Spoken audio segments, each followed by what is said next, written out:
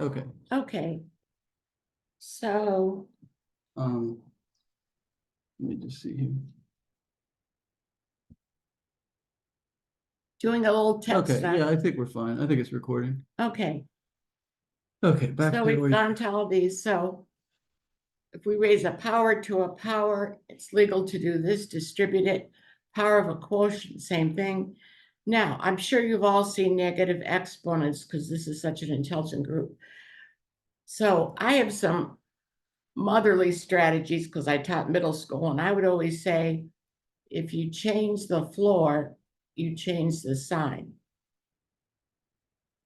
So that would be 1 over x to the 4th. So I'm going to do a book problem and I'll write it out for you, Zoe and Hershey.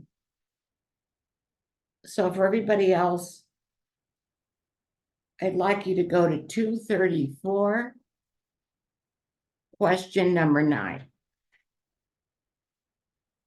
And I'll write it out for you, Zoe, as soon as I get there.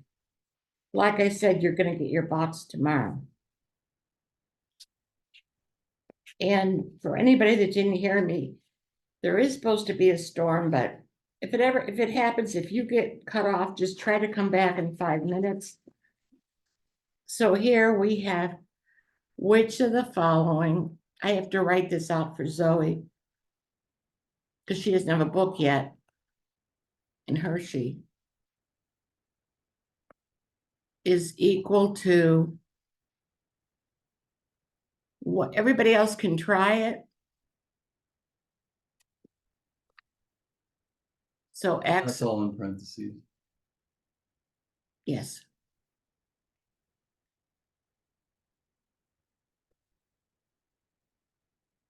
Let me just write, X is bigger than 0, right? Yep.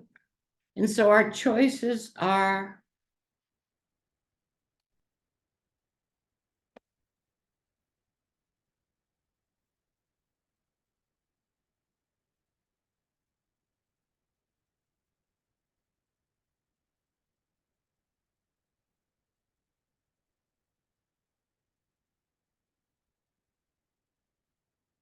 okay, so we're going to bring this up. So we change the floor, we change the sign.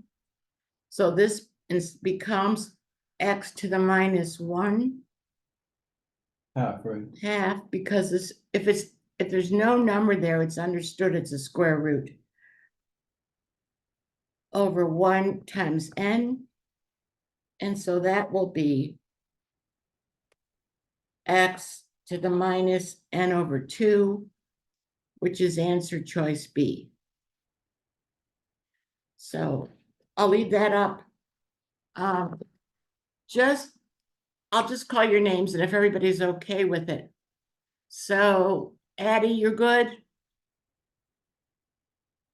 Oh yeah, her audio might not be on. You want to see her? Yeah. I see her. Yeah. Addie, you're good with that one? Zoe and Hershey, you're good? Yep. Yeah. Yeah, Zoe and Uniontown, you're good?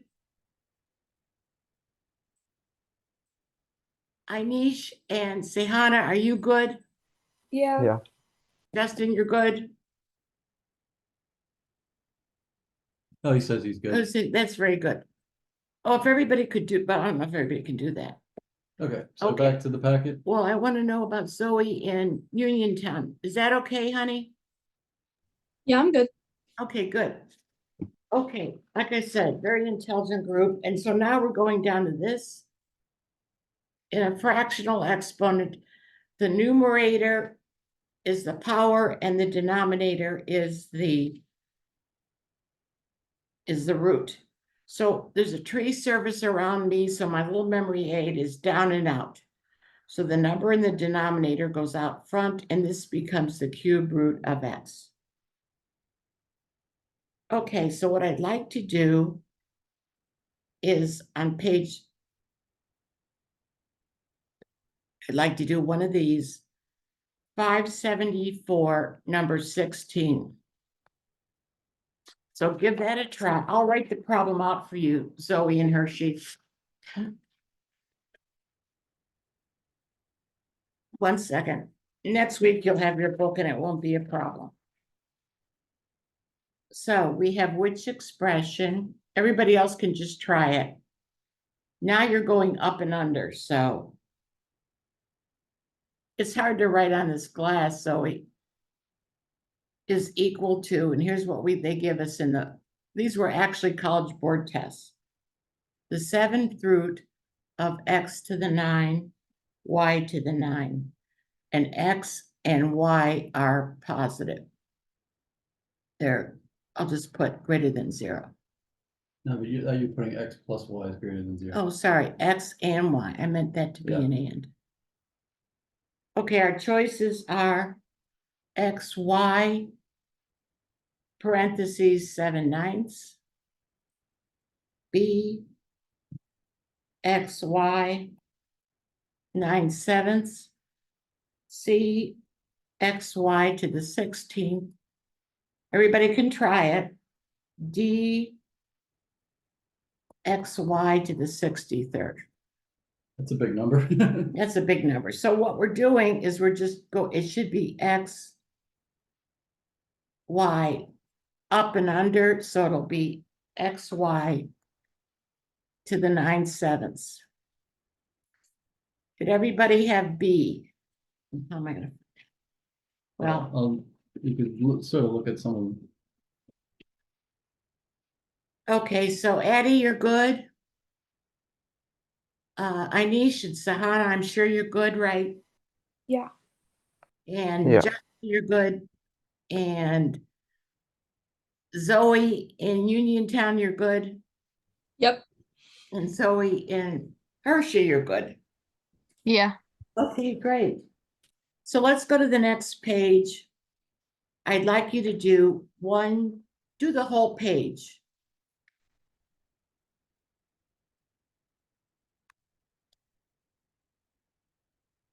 These are pretty easy.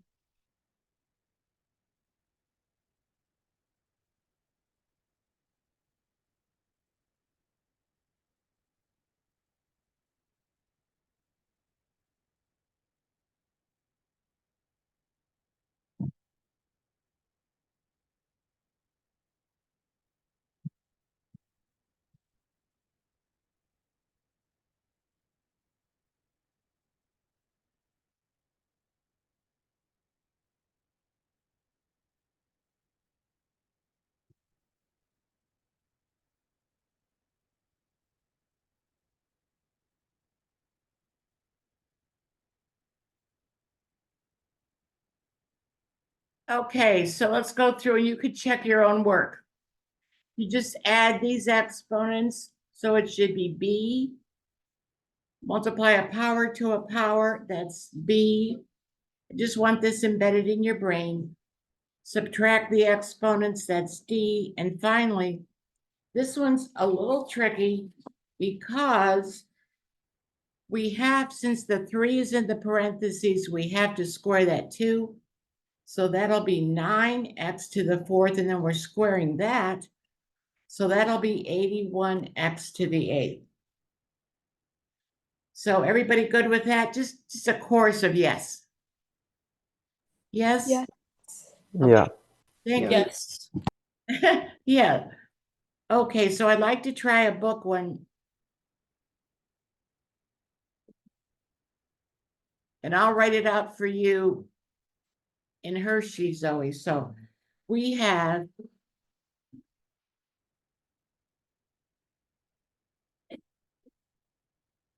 I'm sorry, I'm on page 496, and we're all trying number 5 for those of you who have the book. Meantime, so I like to do the book problems for the new Zoe so that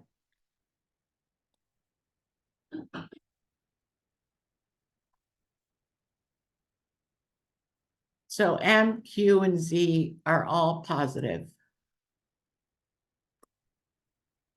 And so we're just employing the rules we did.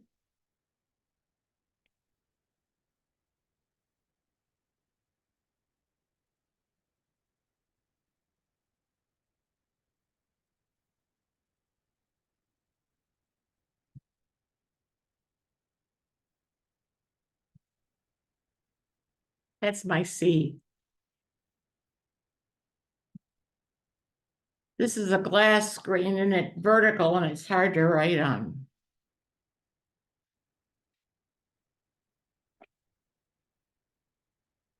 So everybody lock in an answer. And so basically we're going to add the m's. This should be a 1. So we should have m to the 5th, q to the 9th, z squared. The answer is B. So just a chorus of yes, everybody get it? Yeah. Yep. If you don't understand it, Yeah, Just just let us know. please let us know. This group is so great, though. I know. Yeah, I'd be surprised if they didn't know that one. Okay, so now, whoops, we're going to go on to the next page in the packet. So we do ones in the packet and also ones in the book. So you can work ahead of me. So this will be 4x squared. We do have to square the 4 because it's in the parentheses. And so this will be minus 12x squared. Okay, this one, you go work ahead of me. We have minus 3 and 2, and that'll be a minus 6. We add the a's, a to the 4th times a to the minus 2 will be a squared. B to the negative 5th times b squared. That can go in the denominator. That's a 2, sorry. And so that will be C.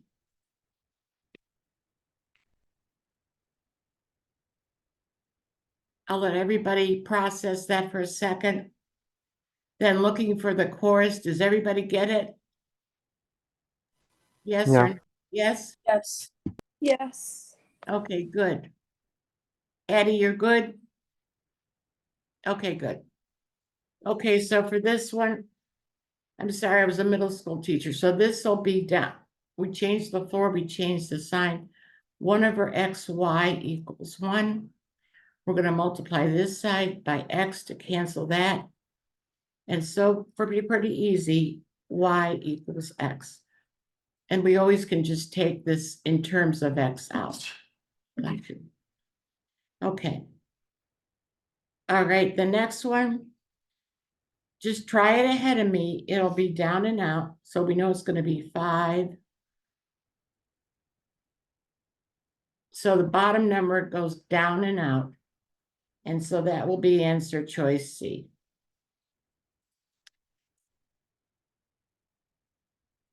Okay, so everybody good with that? Just a chorus, yes?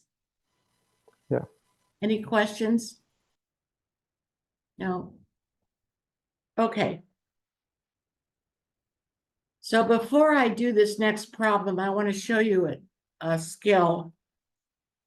If I have the square root of 72, and I wanted to do this before we do next week's lesson, which involves the quadratic formula, because sometimes you can see the perfect square hiding in here, which is 36. So you would know that would be 6 square root of 2. But if you didn't know it, you can break it down into its prime factors. And this is where it gets a little ridiculous. But you'll see how this can help if you can't see the perfect square. You break it down into prime factors, and then you can make a marriage and they come out as 1. The 3's come out as 1. So you get 6 square root of 2. Square root of 2 never can get out because it doesn't have a buddy. So if we look at this next problem in the packet, we have the cube root of 9 squared, which is the cube root of 3 times 3 times 3 times 3. So don't do this in real life. We're gonna make, since it's a cubed root, we're gonna take a marriage of threes, which is illegal, I think. And so you would eventually get 3 square root, Cube root. and we have to put the cube root there, yes. And so it would be D. So I wanted to do this in preparation for next week with a quadratic formula, because you probably will have to simplify that. So, of course, is everybody okay with the method of breaking it down into prime factors? Yes? Yeah. Okay, thanks. If anybody has a question, just say, I don't get it. I'll wait a second. Does everybody get that? Okay. So this problem was a little hard. If we have x squared equals y to the third, and these are all problems you might not see in your math book. So if we put the 3 under the 2, we have to put the 3 under this one just to make them equal. And so x to the 2/3 would just equal y. And what I'm trying to do is give you every kind of exponent problem you might see. Okay, this next one. So this is sort of a trick one, and I'll explain why. So they always put the trap answers in A on both tests because they want you to be satisfied and go home. So this would be, we're doing up and under. So this would be A to the 3/4 times A to the 2/5. And the trap answer, they want me to say, to multiply these and get 6/20, which is equal to 3/10, but that's wrong. So if we're multiplying these, we have to get a common denominator. Can anybody yell out what the common denominator between 4 and 5 is? 20. 20, yes. So we have to multiply this by 5. And so 3 times 5 would be 15. This would be a module 2 question, a harder one. Okay, so now we have common denominators, and we can just add them. And that's D, and that would definitely be a hard question.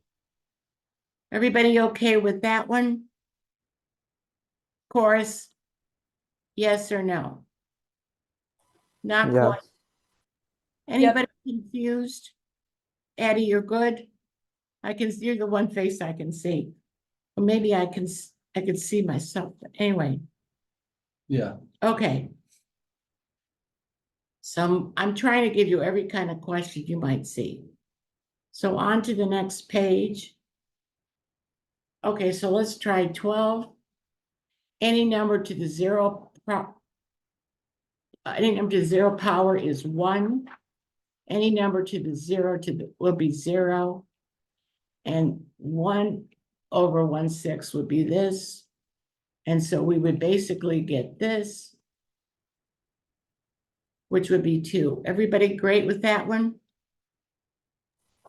Yeah. Or, yes? Everybody good with 12? Hello? Yep. Yeah. Thank you, guys. So here we're gonna take each of these. Remember that one property said we can take this one to the 4th power and this one. So that's totally legal math-wise. So we would then have, that's an X. What did I write 5 for?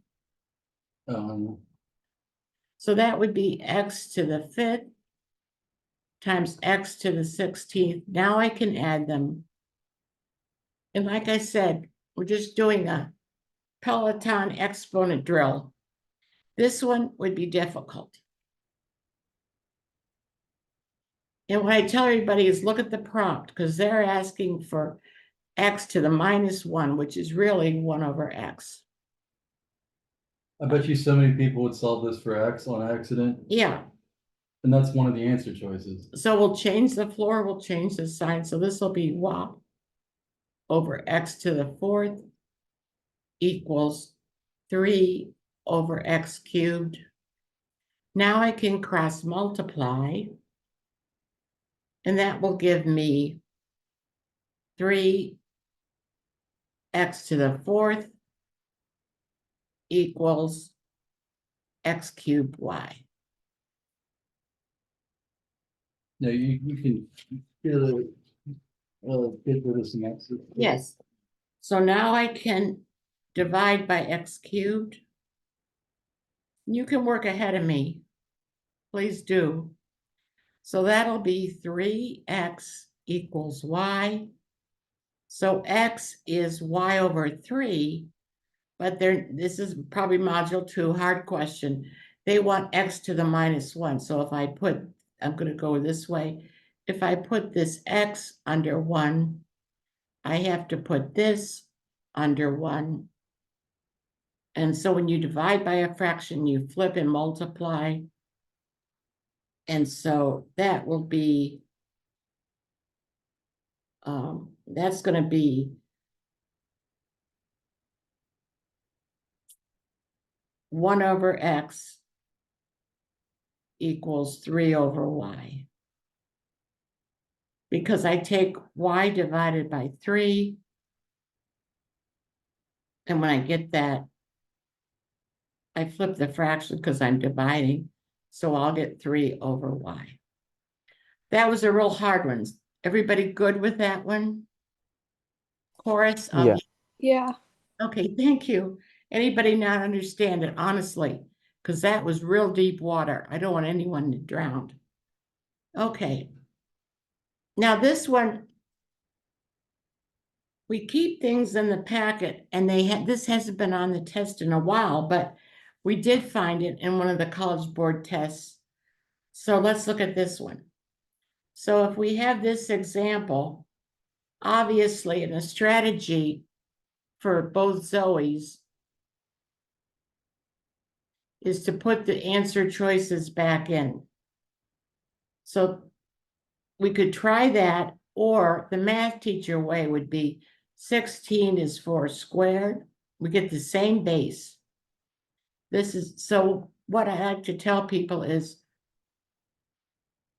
when you go through the math door, you can either go through the regular math door or you could go through a strategy door. Here we could put the numbers back in. So this would be an 8 is 4 squared. No, I'm sorry, I got to do 2. Base 2, yeah. I got to do base 2, which is 2 to the 4th, because 8 doesn't factor into 4 very easily. So that would be 2 cubed x. And then we did it down here. And so we distribute the 4. And so we'll get, now that we have the same base, we can just take the exponents and then we're home free pretty much. So we subtract 3x from both sides and x equals 4. So C is right. So if you put 16 cubed, that would equal 8 cubed. So I'd like to try one. And some of you don't have this problem, so I have a couple problems I'd like to try. Oh my. Okay, so I want to go to a whiteboard. So I'm going to write this out for pretty much everybody. It's the back page we added on. So x squared is negative 841. So let me just go through this. The question is, how many distinct solutions does this have? And on the College Board test and the ACT, distinct means different. So we're saying, so this is exactly 1, This would be exactly 2. You could write this out somewhere.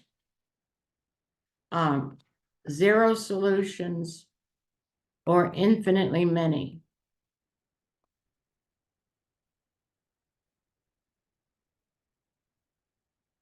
And for Justin and maybe Zoe in Uniontown, this is your back page, but anyway. So if you have the square root of 16, that can only be positive 4. If you have x squared is 16, then x could be plus or minus 4. But could x squared ever be a negative number? Can everybody, what do you think, Inish? What is your answer? No, there's no imaginary numbers on the test. No imaginary numbers on the test. So no real solutions. So you don't have to. Oh, I gave it away. Yeah. Sorry. So could you square a number and ever get a negative number? No. So this has to be 0 solutions, and you can do that in 5 seconds. Is everybody good with that? Yeah. Okay, thank Yeah. you. Yeah, Okay. they finally took I off the test. Yeah, they It used took- to be on there. Yeah. It's probably still on the ACT. To be So honest. here's one like we just did. We have 4, and I think this was on test 5 or 6.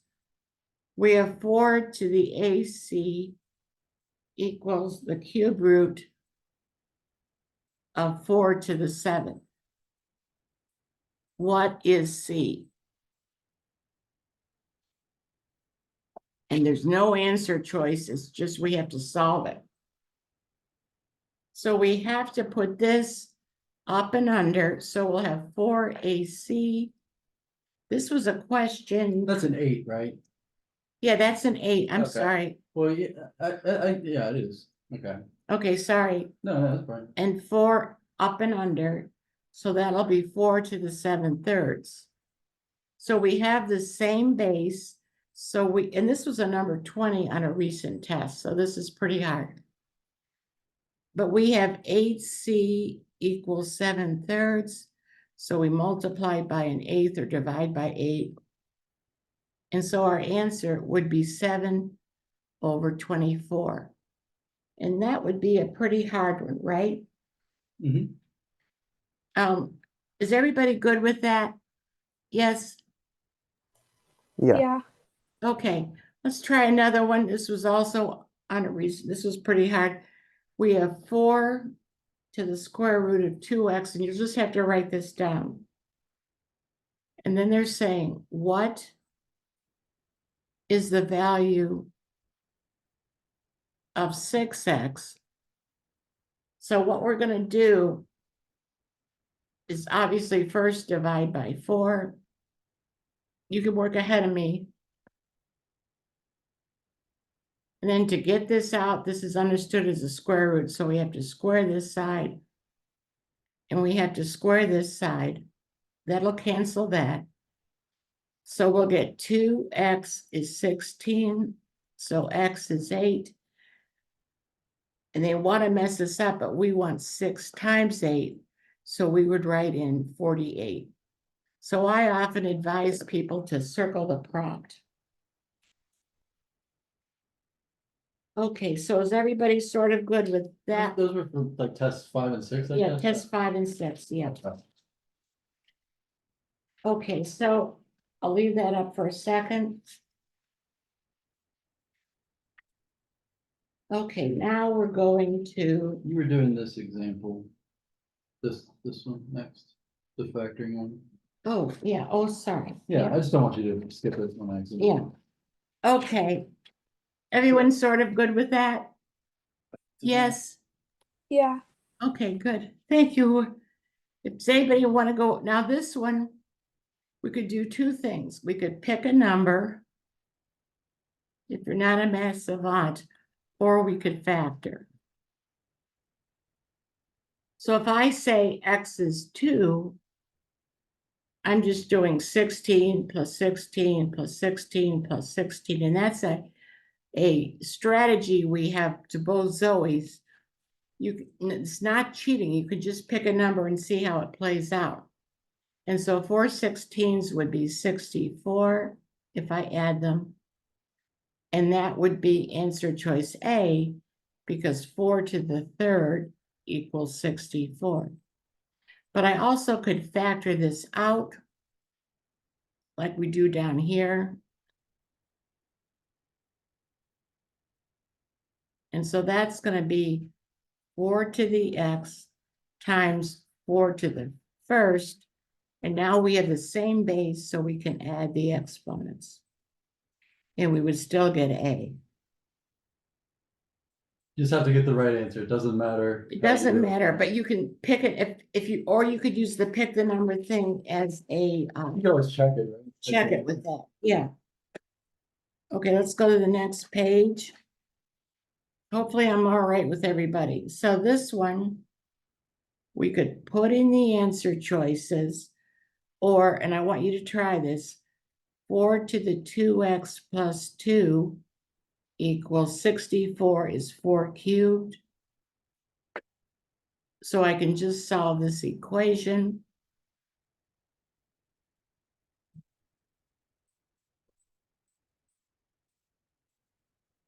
And I also, if I put 1/2 in, it would also work, right?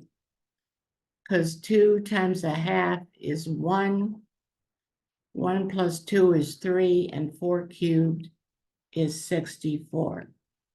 Like I said, there won't be a ton of exponents, but every question counts. So that's why I went through this whole panoply of all these questions. Is everybody good with number 1? Yes? Okay, good. Yep. Thank you. Okay, this one will be 3 to the 2x. 27 is 3 cubed times 2y. Now I have the same bases. And so I can see pretty easily x is going to be 3y. Okay, now you're set to do this one. So I'd like you to try it. You could either pick a number, like say x is 3, and put it in, or you could factor. So take a minute and try it yourself and lock in an answer. But we should be pretty good.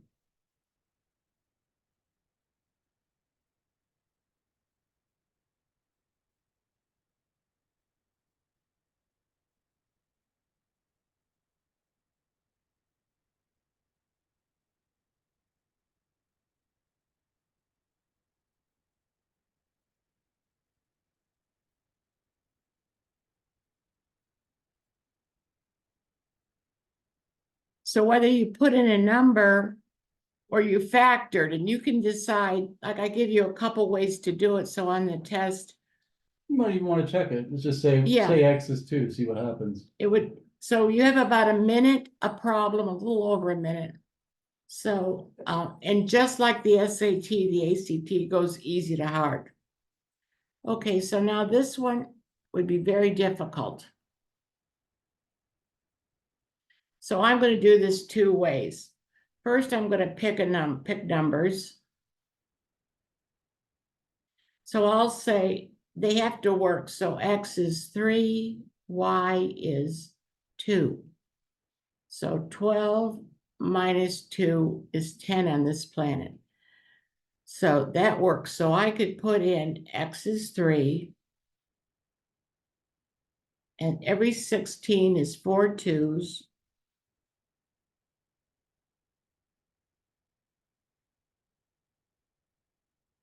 And then y is 2. So we would have 2 squared. And so ultimately, I would get 2 to the 10th if I pick numbers. If I did it the math teacher way, I would take this equation,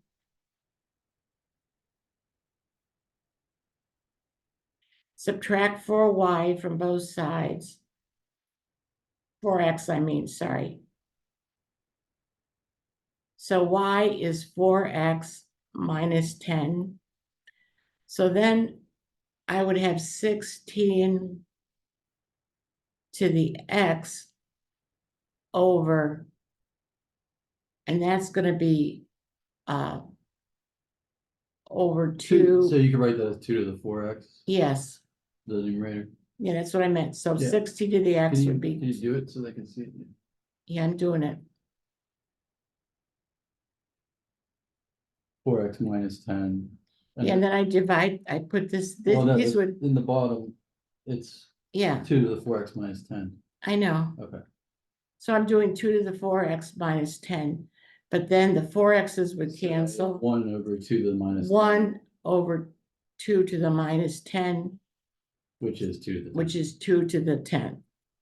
And that would be a very hard one. But I could do it either two ways. Ask them which way they like it. Ask them if they like pick a number for this one, if they want to do it the math way. Okay, so we'll I'm start. curious, because we have smart people here. You're very smart people here. So Inish, which way would you do it?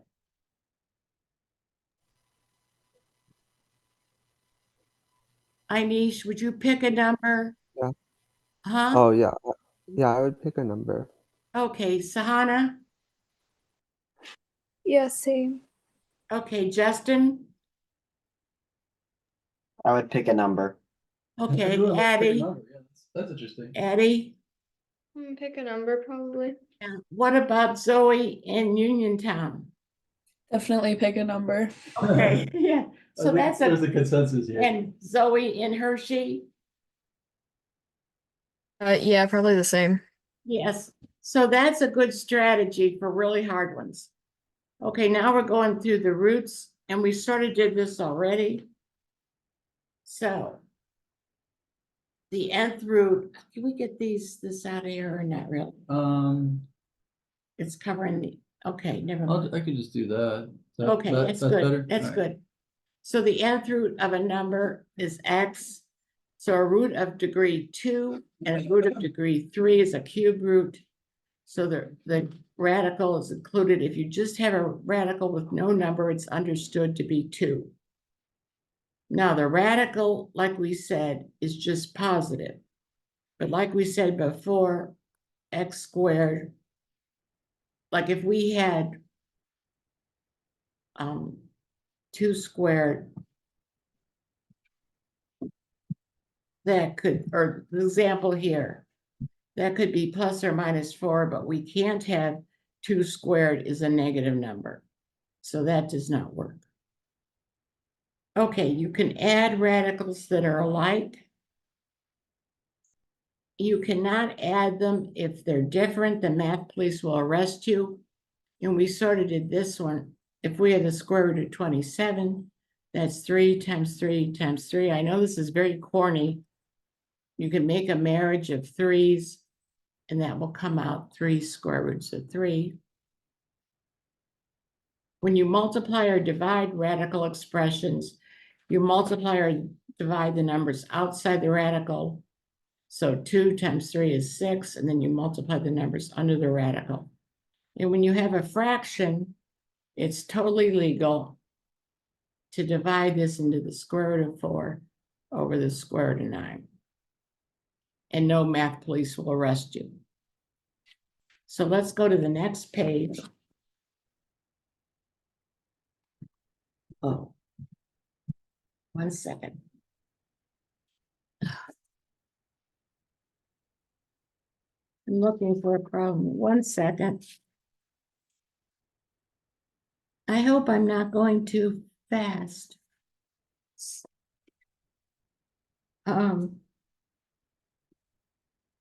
Okay, so if we have, I'll get to that problem in a second.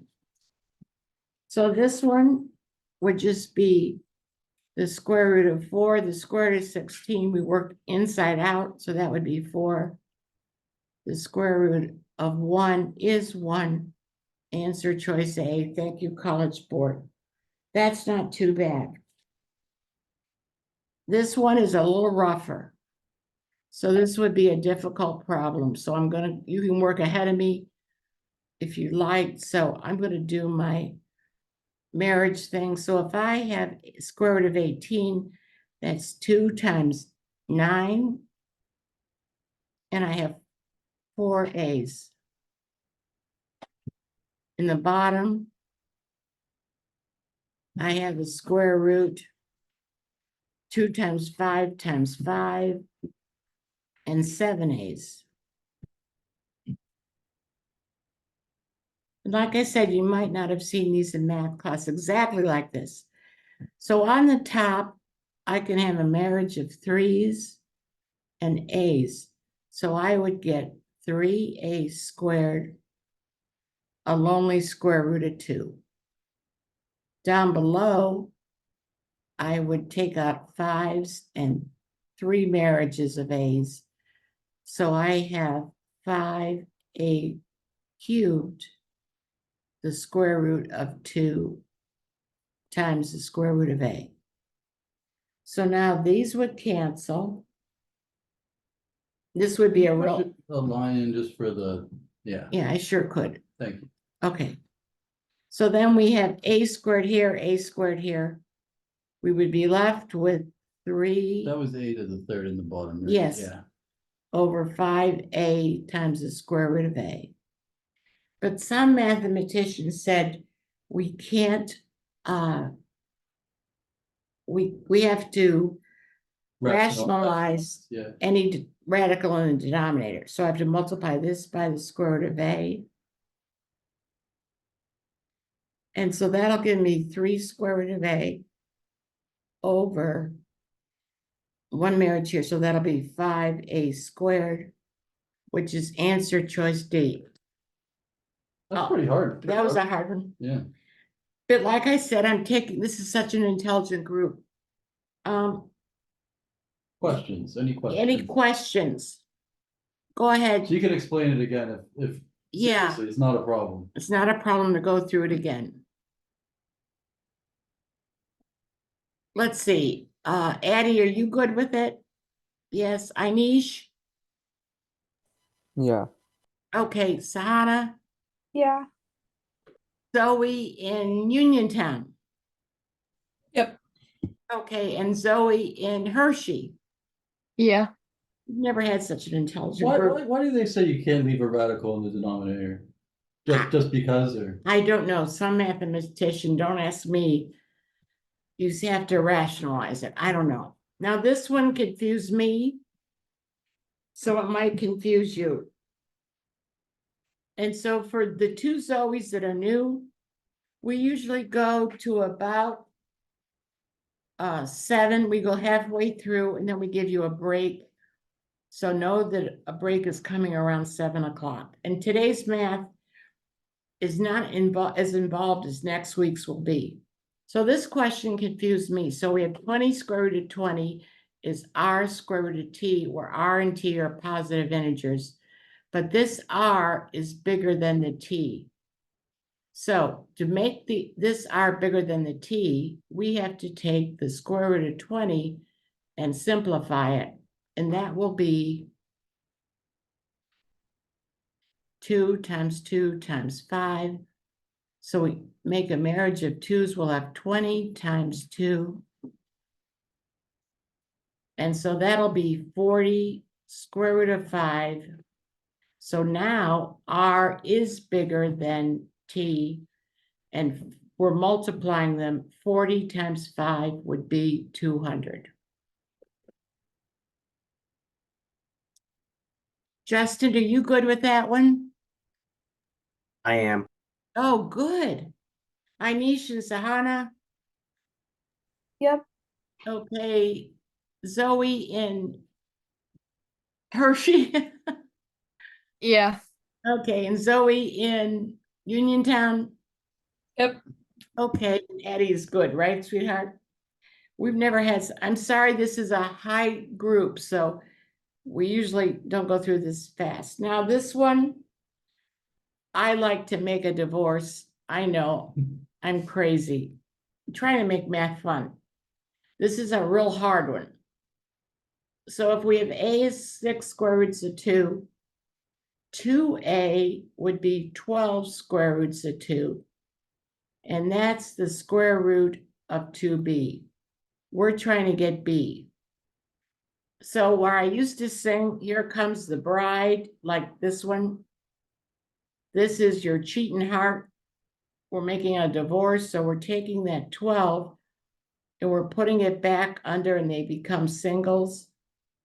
And so B would equal 144.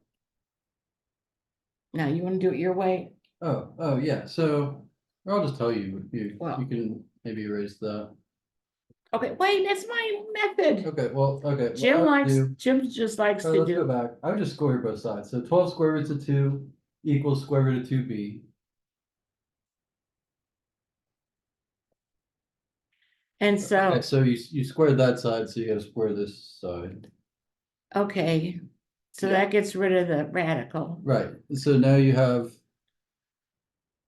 144 times 2 equals 2b. And so B would be 144.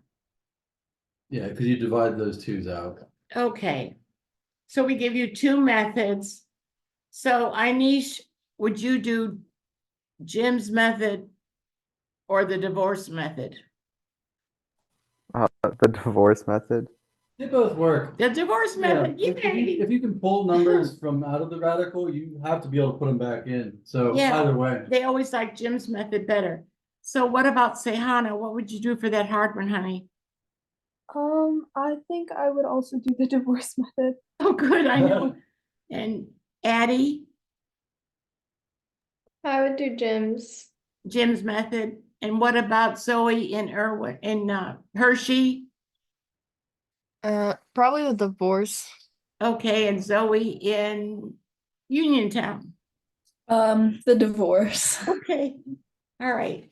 And I forgot about Justin. What would you do, Justin? Divorce. Yeah, okay. We're gonna try a hard problem. It's in the book, but I'm gonna write it out for people that don't have the book, which is Zoe. So we're going to the whiteboard. So for everybody else, this problem is very hard. It's on 505. In module 2, it's a number 18. You just want them to try it ahead of you while you write it out. Yeah, just give it a try ahead of me. So that I have to write this out for Zoe. So we have 90y to the 5th. You can give it a try ahead of me.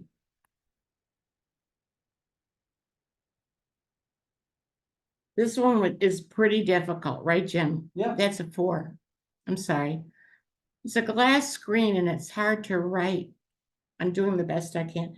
54. No, this equals, sorry. 5. No, it's an arm. RY to the 4th. Oh, sorry. Yeah.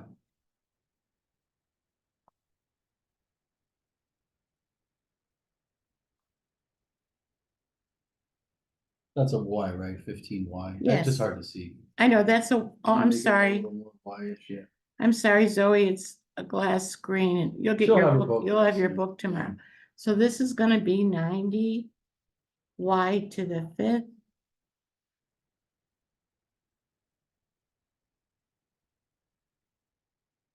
And this would then be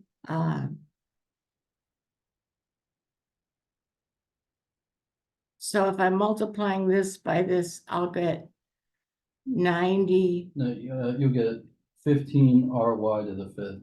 yeah, 15 ry to the 5th minus 9 RY to the 4th. ry to the 4th.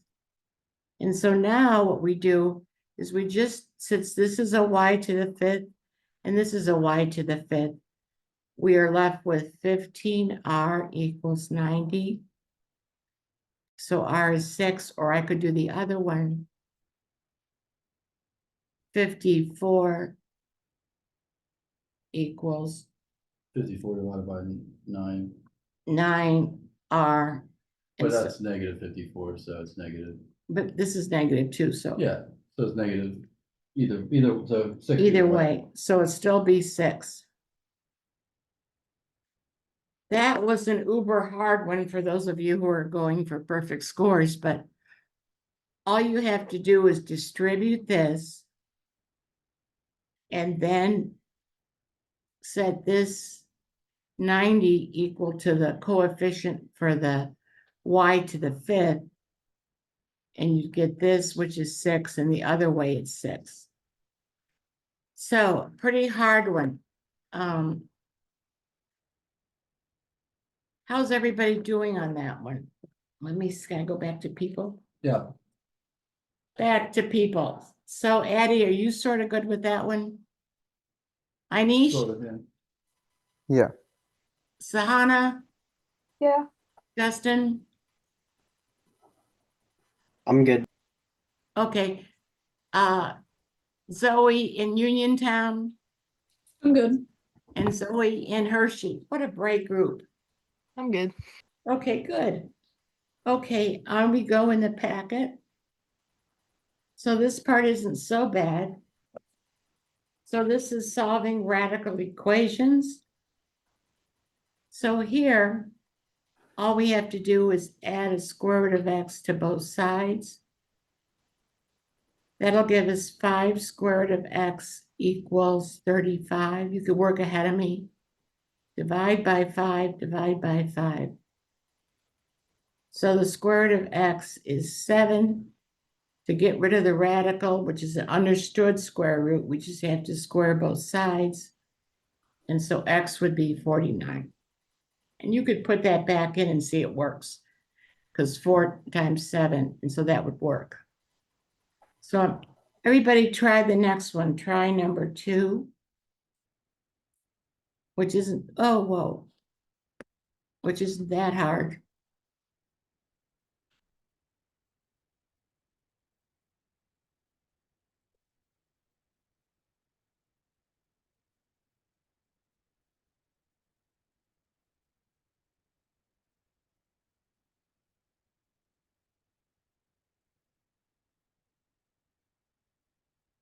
Square both sides. Everybody get 25 for that one. Take your time.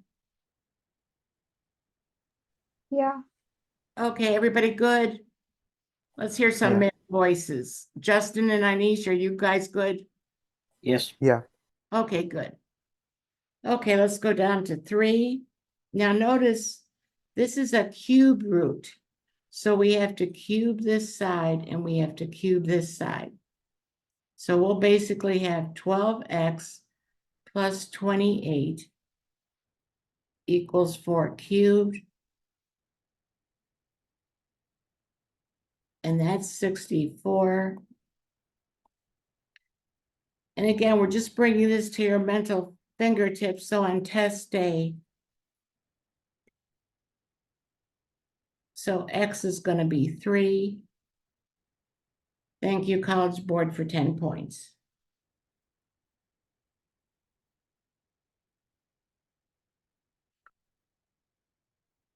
And so I'd like to do a book. Is everybody good with this one? Yes? Okay, good. Let's go to a book one. And I'll write this out for you, Zoe. You'll get your book tomorrow. So for this one, we want to go to 499, number 21. So it's a hard one. This is in the blue book. But there's going to be exponents on the NCT too, and radicals. So 499, here's the question. I'll write it out.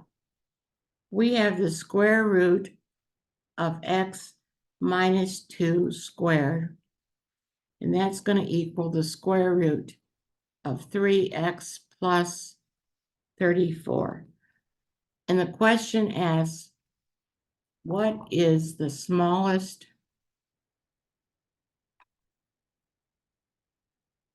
solution to the given equation?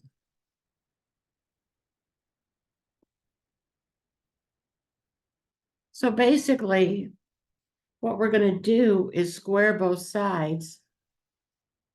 So that'll get rid of the square root and the 2 and the square root and the 2. So we'll have x minus, and you can go ahead of me.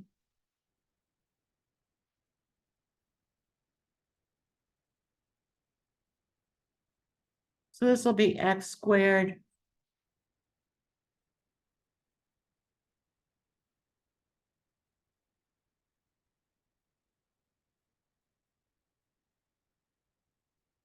so I'm going to add 4x to both sides. So that'll be 7x. And then I'll subtract 4, and that'll be plus 30. Minus 30. Well, it's going to be eventually, yeah. Oh, right, yeah, I'm sorry. So I have x squared equals. So I'm going to bring this all on one side, and I'll have a factorable equation.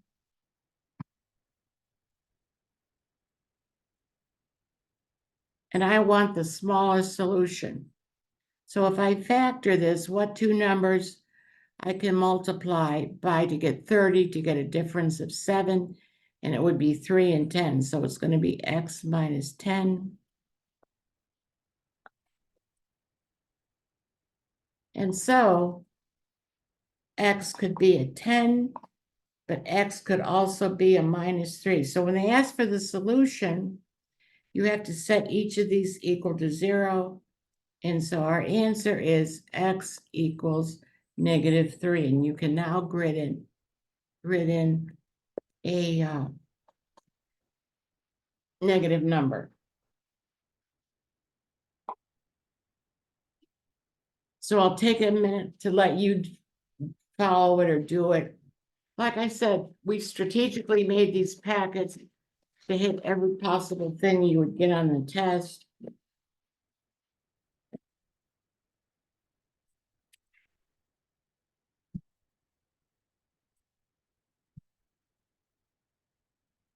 So honestly, we should be done by 7 with math, so that's good. It's not a exorbitant ordeal of math, but we want you to be ready for everything. So we're going to do the next page.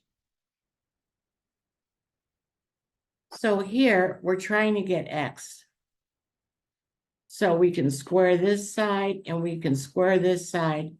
But like we did earlier in the lesson, I have to square the 3 because it's inside the parentheses. So I'll get 3x plus 2 equals 9. And then you can just take it home.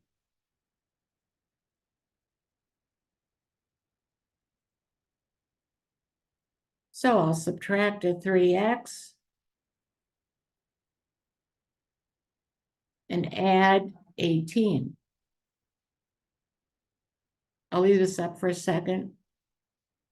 And so now, if I divide both sides by 15, I'll get 20 over 15. That answer isn't there, but don't panic, I have to reduce fractions. So I'll divide both of these by 5, and I'll get 4/3.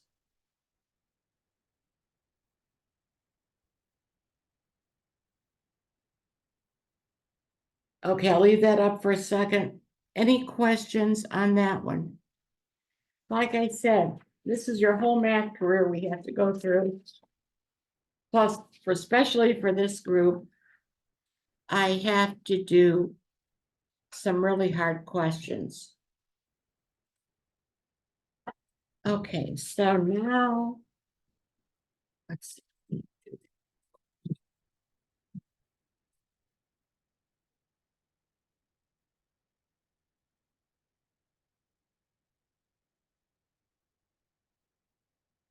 So is everybody good with this one? Could I, Yeah. of course, thank you. Anybody have Yeah. a question? Okay, now this one, I want to bring in a strategy, and I'll show you what it's about. Sometimes when you square both sides, like we did in our example here, one of the answers doesn't work. So how the College Board does this, and I'd like you to go to, and I'll write this down for you, Zoe, in Hershey, but you'll have your book next week. I'd like to go to page 235, number 10.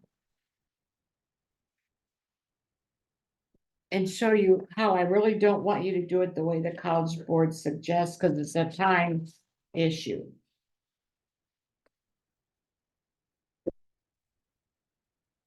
So the problem is this, x minus 12 equals the square root of x plus 44. And so the answers are 5, 20, minus 5 and 20. This crazy thing fixes the circles, so, and then D would be 5 and 20. Now, I know you don't have the book, Zoe and Hershey, but does everybody see on the book page, they have you squaring those. Sorry, someone's showing off Showing off, in yeah. front of our house. So anyway, we have all this work they do on the page, but all you have to do, the strategy is just to try.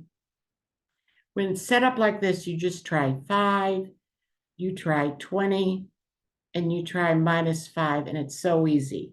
So you're saying don't square both sides, don't factor it, then check to see if you have Yeah. extraneous solutions. Don't do all the Waste work of on, time. waste of time for all that work that they do in the book. So we try 5. Let's try 5. Is a -7 equal to 49, which would be 7? That would be a no. So I could get rid of this 5 and this 5.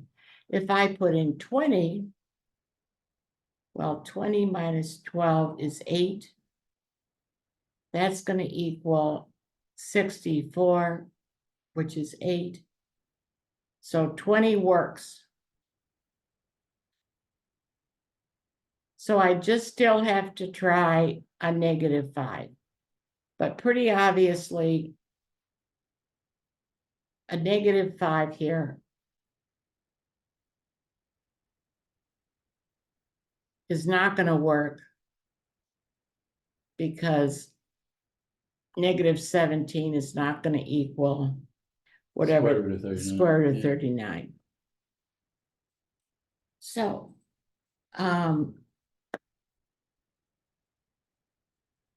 can I see their faces a minute so Yeah. I can sort of see? Okay, does everybody see how you can streamline this? Justin, do you see how you can streamline this? Yes. Oh, great. Anish and Sahana. Yeah. Yeah. Okay, Addie, good. Just nod your head. I can see you. Zoe in Hershey Yeah. and Zoe in Uniontown. Yep. Okay, great. So let's try a book one. Let me see, 1 second here. Oh, we did that. Let me see. So that saves you a lot of time and energy. Basically. So let's keep going. So here, all I have to do is try this, this, and this. So let's try the first one. Does the square root of 5 times a -4/3 plus 3. And you can just go ahead of me. You don't have to square both sides and go down that rabbit trail. So basically, I'm going to get, if I put in -4/3, I'm going to get a -20/3 plus 3, which would basically, if I change it to thirds, be 27/3. Wait, no, that's not right. Plus 9/3. Yeah, plus 9/3, sorry.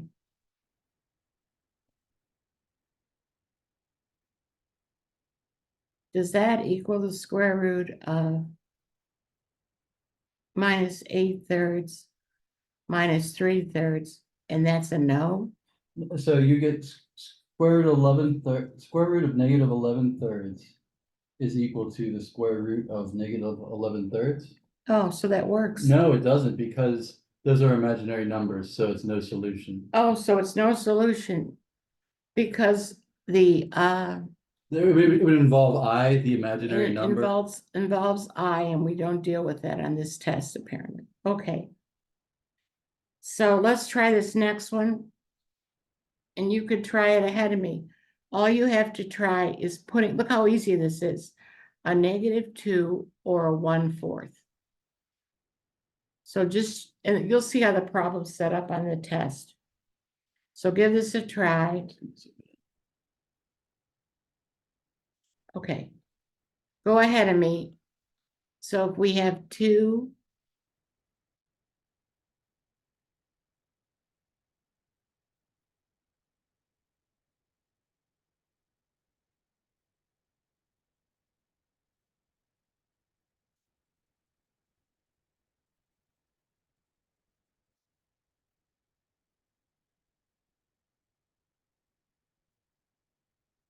does 4 equal a -4?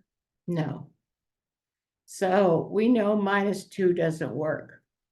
So 1/4 probably is our answer, but we should try it. Trying to erase this best I can.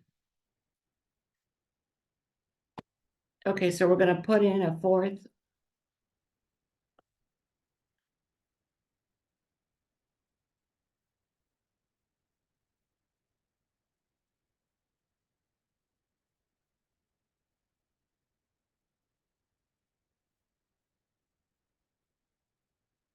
Well, that's basically gonna be 8/4. So that's.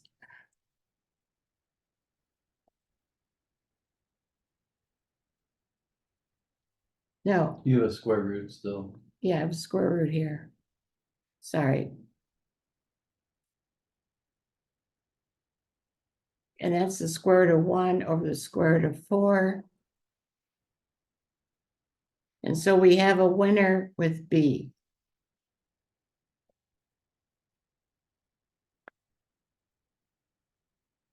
Okay, I'll take that. It was a little tricky. I'll give you time to try it.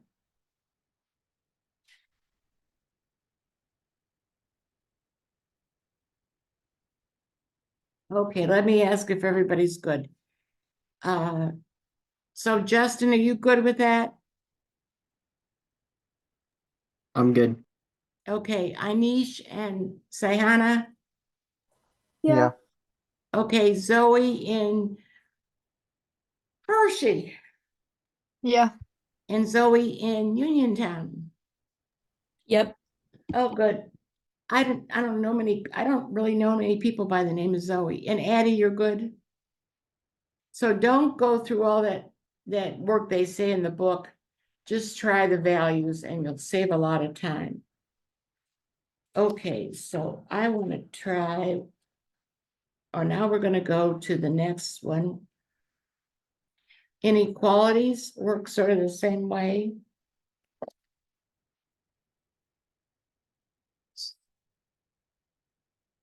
So for these, you have to solve it, maybe 2 inequalities, because you can't have a negative number under the radical. Yes. So for example, I cannot put a negative number under a radical because there's no i's. So we have to have -2 being the lowest number, which would give us 0. So we have to qualify that. And then this part, we did it below, but.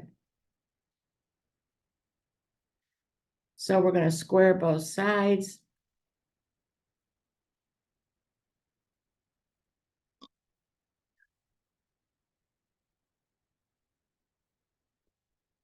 And so our answer would be D. Because we can't have a -2 in there because we could have a -2 because it would be 0. So that's why it can't be C, because Yeah. it could be 0. Yeah, we need We can to, take the square root of 0, yeah. yeah. Okay, so for this one, it's pretty easy. We want a real number, so this part here, we can have 0 here, but not anything more positive numbers, so we can't put this in. So basically what we need, a 0 won't work. But do you see this would work? Because if we put 1 in, we'd have the square root of 0, and that's totally legal to do. And then the last one in this. So I'd like you to try to solve this one.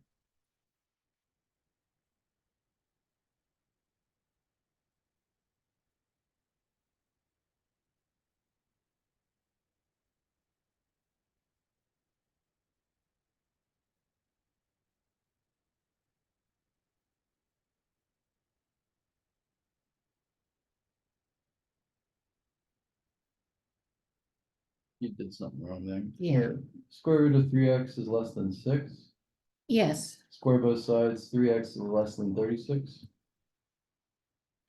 well, this is under a radical still. So x is less than 12. Okay, so I would have x has to be, this is 3x, Yeah. Your work's messy. messy, yeah. Let maybe me just start over. Start over. Yeah, I've lost a value there. Okay, so we're gonna add 4 to both sides, square sides. both sides, that's easier. So x is less than 12, that's neater. And then we have to have a 0 to protect ourselves. So our answer would be D, right? Yeah, x has to be greater than or equal to 0. That's the other one. And those are your 2 inequalities. Yes, Yeah. because if I put 12 in, if I included 12, it wouldn't work, right? Because I'd have equals 2, not Right, yeah, less than 12, 2. 12 wouldn't work, and you can't put a negative number and you just get it, you would involve I, which is the next part that they took off the test. They took this all off the test, guys. It may still be on the ACT, Zoe, I'm not sure. We're It probably still is. Yeah, but it's off of the SAT. No more I. So, I'd like to try one book problem that's pretty horrendous, only because I have such a bright group. And like I said, we're almost done with math. You're almost at your break, I promise. So I want to go to page 246, number 21. And I'll write this out. I don't know about that number. This was the Oh, 12, 12. sorry.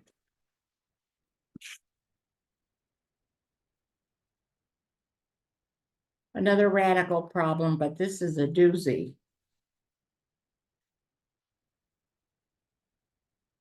So I'm sorry, Zoe, you'll have to just copy this until you get your book tomorrow. Okay, and the question says, in the given equation, You want them just to work ahead of you? yes, go ahead and work ahead of me, guys. I'm writing this out for Zoe, who doesn't have a book yet. K is positive constant.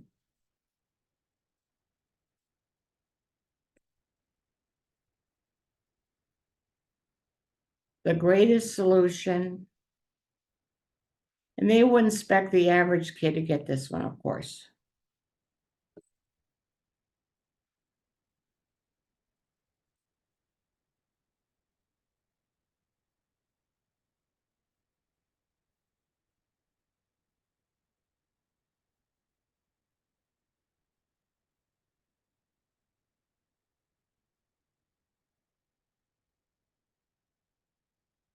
That's an is. Yeah, what is good? Okay. So I'm just gonna start doing it here. So I'm gonna square both sides, obviously. That'll get rid of that radical. And there's no choices. So you just have to come up with a number. Everybody else can try it. 5 times x minus k.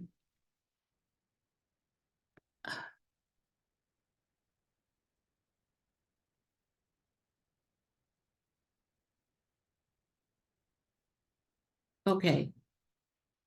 So basically what I'm going to do is subtract this Yeah, over set here. everything equal to 0. And I'm just going to subtract that whole expression. So yeah, you got it.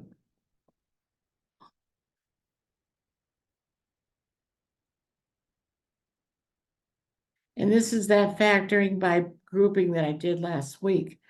So I can take an x minus k out of both of these. And I'll get You get this.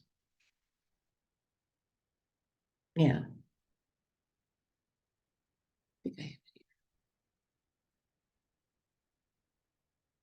Because I brought this out front.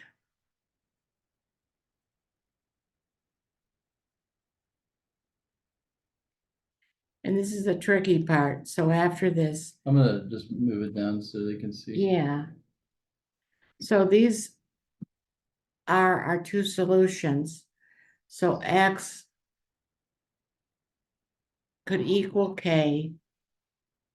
And this expression, I should have this around parentheses, right? So this Yeah. would actually be x plus k minus 5. X equals k plus 5 when you when you set it equal to 0. Yeah, and then you just solve for it. So x equals k plus 5. There was a minus sign there before. This, Yeah, well, out in front of the parentheses, yeah. oh, okay. Yeah.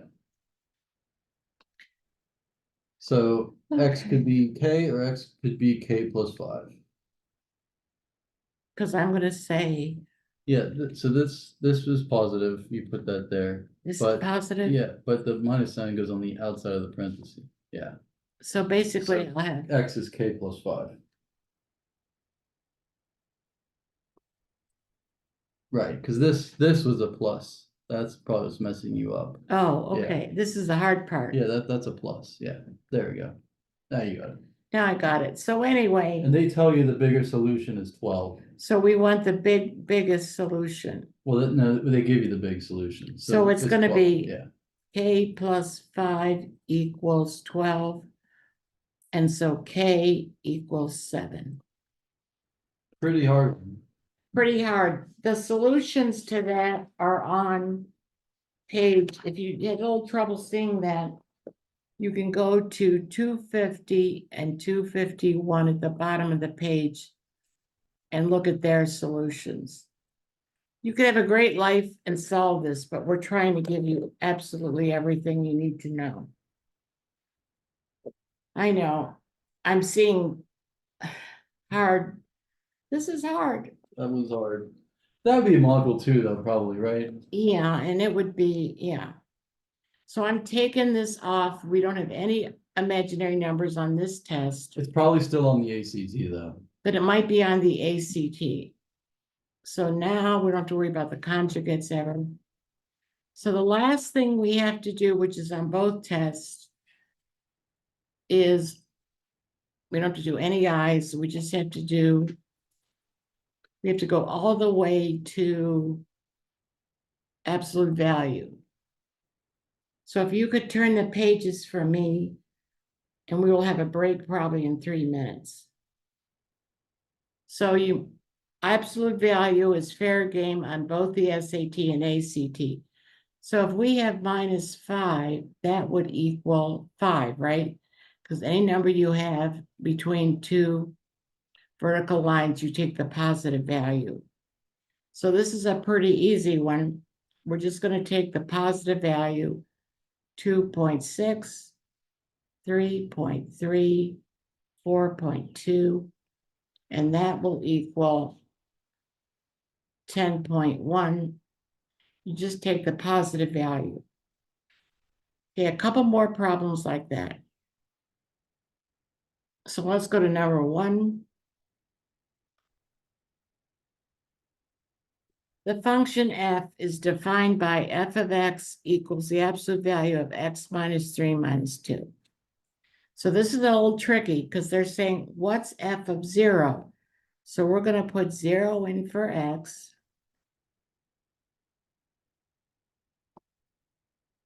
And that'll be 3 minus 2, which is 1. So we want to know which of these choices will kick out a 1. So let's try 4. 4 minus 3 is 1. 1 minus 2 is a negative 1, so that's out. 5 minus 3 is 2. 2 minus 2 is 0, that's out. Let's try 6. We'll get 6 minus 3. And so the absolute value of 3 minus 2 is 1. And so that one is correct, 6. Okay, the last question on, this one. So we know there's 2 values that's going to work for every absolute value equation. So I could just sort of fly like an eagle above the question and say, well, k could be 9, but k could not be 9 in this equation. But 15 would work down here. And I put 15 in here and it would work. So 15 is my answer. To do the math work, I would just first get out, just solve this. And so I'm going to get minus k is minus 9. So k could be a 9. Or what if the whole thing, well, it's probably better to just sort of look it up there, but I could have the whole thing negative. So negative 12 plus k is 3. At 12, k could be a 15. And then at that point, I could say, what do I want to put in? Do I want to put in a 9 or a 15? And the 15 would work. So let me ask everybody. Anish, are you good with this one? Yeah. Okay. Justin? Yes. Okay, good. Addie? Okay. Zoe in Uniontown. Yeah. And Zoe in Hershey. Yeah. Okay, one more, and then we just have to do graphs and we're done. I know we've had a real big workout tonight. So 2 different points in a number line. I would draw this. If they gave me this question, I would draw the number line. So if I draw a number line, that's not too bad.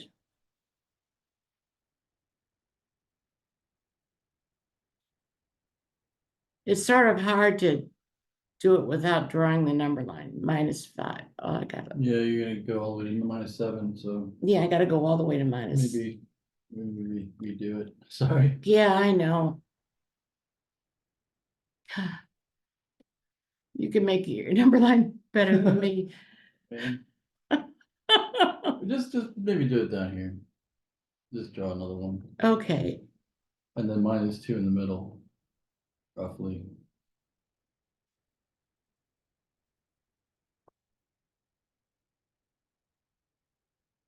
just in case you get one like this.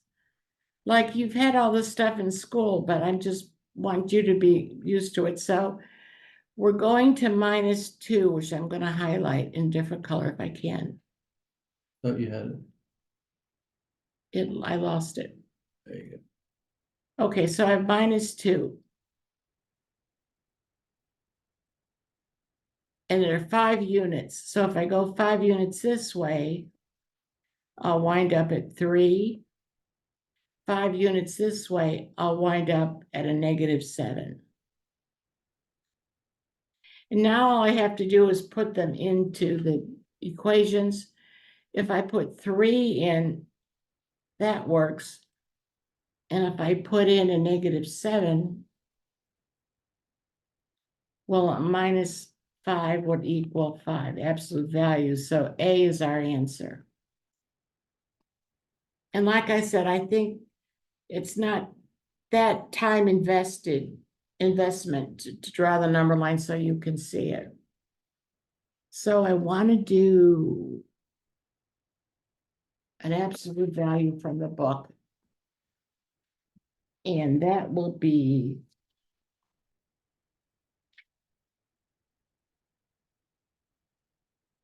I'll write it out for you, Zoe.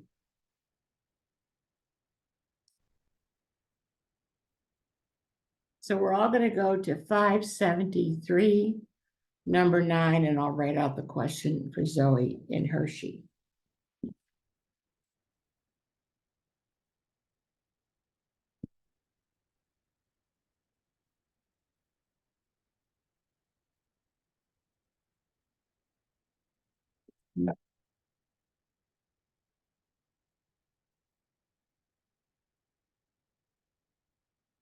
Everybody else can just go ahead and try it. That's a 4. Oh, this crazy glass.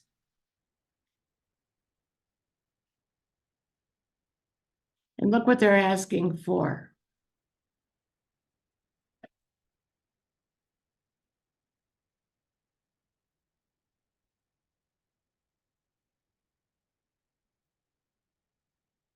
So notice they're not nice. They don't ask for X. So we can say 4X minus 4 is 112. Add 4.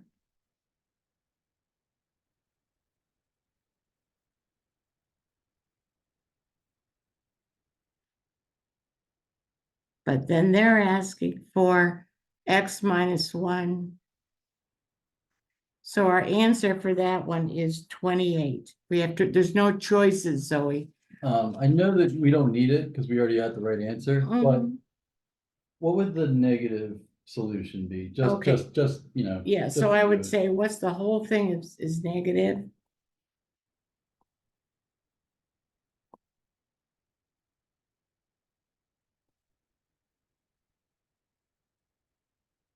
So we're gonna subtract 4 from both sides. So that's 108. What did you get? Negative 20. Yeah, 108 divided by 4 is negative 27. Negative 27, but we don't want that. But we don't answer. want it, but I was Because just curious. yeah. Yeah. So that's how you would get the other value. Okay, one last thing is just the graphs. Hallelujah, break is coming. Oh, we have to do this. Okay, we're on absolute value and inequalities. So which of the following is the solution set for this? So we would just take the guts out of it. 2x is less than 12. So we did it down here. X is less than 6. Or what if everything's negative? Or if the whole thing were negative, X would be greater than a negative 2. And so that's going to be C.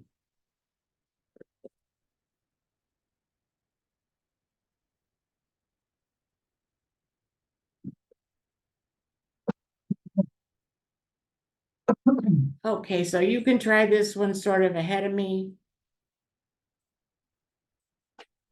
Because I want you to have the wherewithal.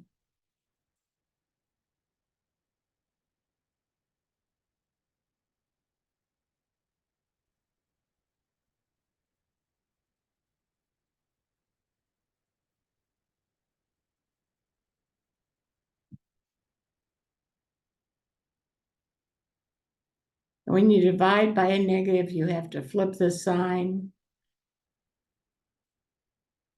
So that'll be X is greater than 2, right? Mhm, yeah. So it'll be D. Yep. So I don't know how long your math teacher spent on absolute value. You probably only get one question on it. But I don't know if it's going to be easy or hard. Just remember, there's always two things that work. Yeah, there's always two numbers that work between the absolute value point. Okay, so for this one,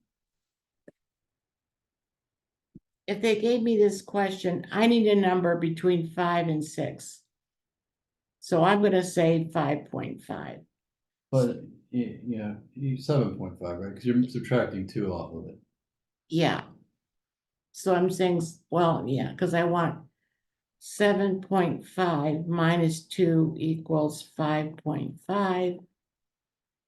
And so I could put in here a 7.5 and it would work. So sometimes there's multiple answers that would work, Yes, and you just put in anything that would work. you could put in anything that works.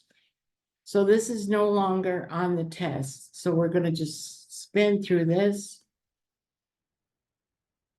We might keep it because who knows, 2 years from now, they might put it back on. So our last thing is the graphs. So I'll let everybody get there. I'm glad, no glitches with the Yeah, technology. No electrical storm. No electrical storm, thank God. So here, if we're going to the absolute value, the graph is gonna be all in quadrant 2.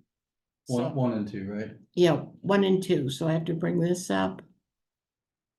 And so what does that look like?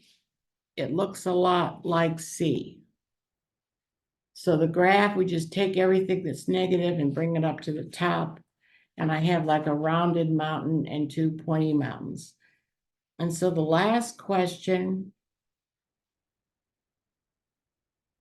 the line depicted above in the XY plane above has the equation y equals x minus 3. So I want to get the absolute value. So anything that's negative, it starts here. I'm going to bring this up. Sort of, Yeah, that was good. not that good. That was pretty And good. so the answer is going to be D.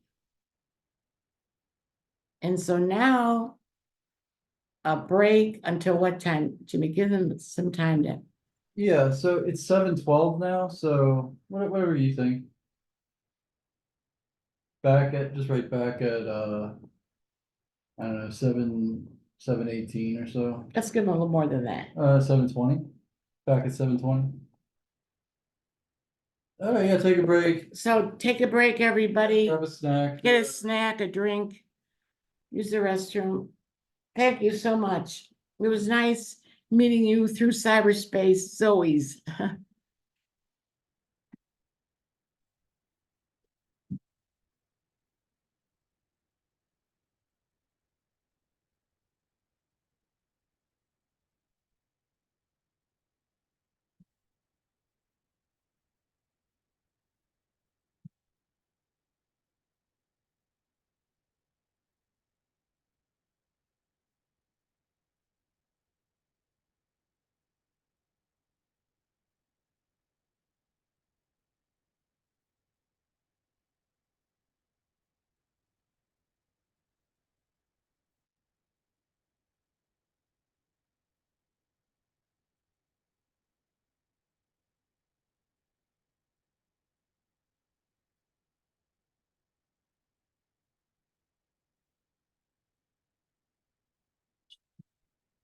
Yeah, I just made some.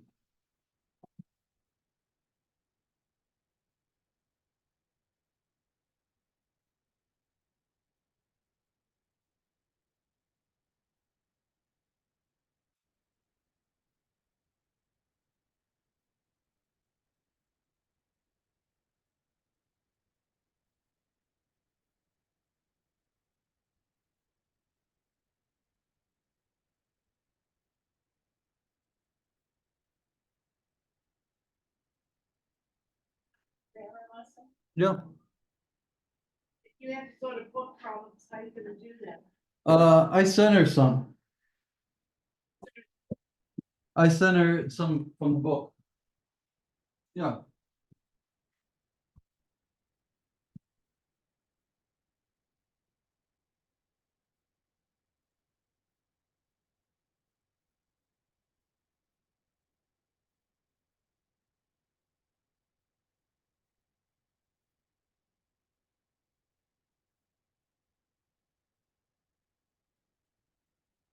Mm-hmm. Yeah, there's a great.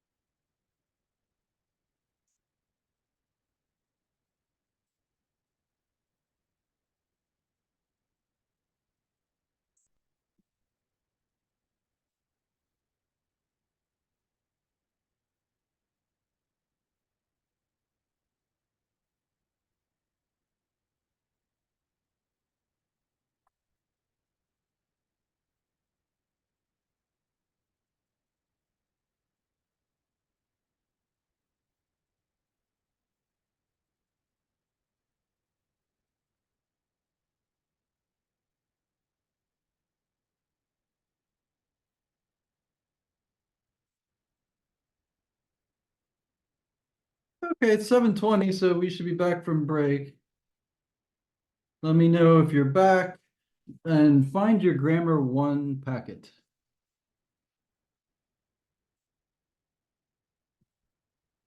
Yeah, everything that we do today will pertain to both the ACT or the SAT. There's grammar all over the ACT as well. You guys back? Yeah. Yeah. Oh, great. Oh, awesome. Okay, so yeah, let's take a look at our grammar packet. So we're gonna be working on sentence fragments, run-ons, comma splices.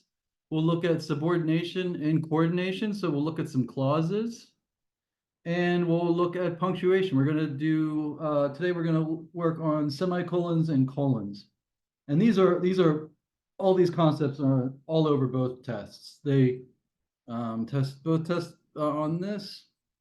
And for the Zoe who's taking the ACT or planning on taking the ACT, you might just want to try one. We gave you an ACT book so you could try it. And there's an equivalency table that we also gave you. So basically, a 20 on the ACT is equivalent to around 1,000 or 1050 on the SAT. So that's the national average.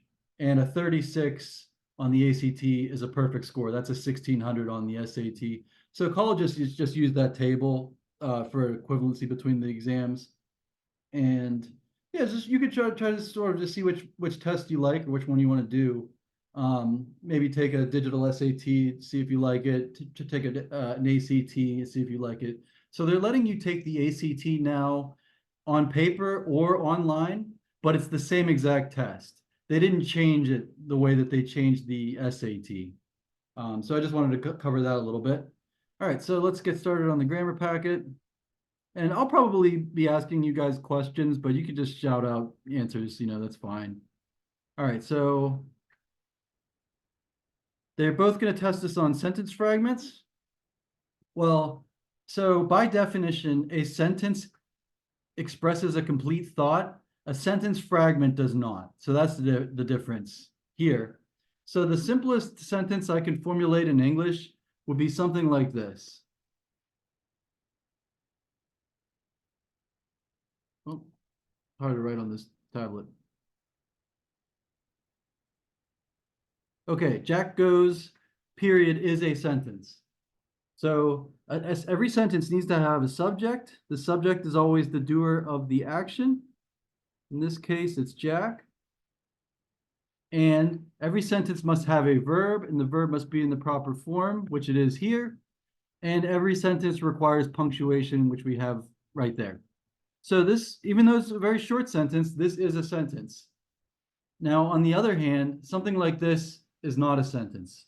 This will never be a sentence. It's a fragment. What is it missing? Working all night long with no end in sight. That's not a sentence. Can anyone tell me what it lacks? We are missing what? Subject. Yeah, we're missing the subject. We're missing the doer of the action. So to fix it, we can make it into a participial phrase that will modify a subject. So we'll just add a subject. We'll add Bill. So now we have a worker working all night long with no end in sight. Bill is exhausted. So now that is a sentence. So they will test you on fragments. And I wanted to tell you that if you have an imperative, there is still a subject. It's just implied. So I'm going to give you an imperative sentence. Clean your room.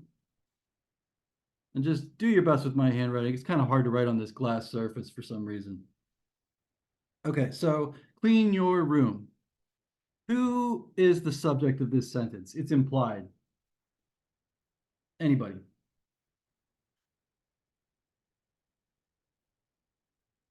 The subject is you. Right there. You can't see it because it's implied. Clean your room means you clean your room. You are the doer of the action. So just be aware if you have an imperative, mow the lawn, it's you mow the lawn.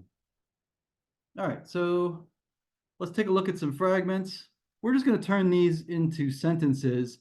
And I know that there's no short answer on the SAT or the ACT, but we're just going to start with this, and we're going to get to some actual SAT problems that are, the multiple choice problems we're used to in a moment. But let's just see if we can make these into sentences. I think we could just kind of do these together. All right, so number one, the Nile, the world's largest river located in Africa. And don't worry about rewriting this entire thing. You probably just have to change something slightly or add a word. So just make your corrections right on the paper, even though there are lines here. So I think we are missing something. We're missing a verb. We're missing a form of to be. And we're also missing a piece of punctuation.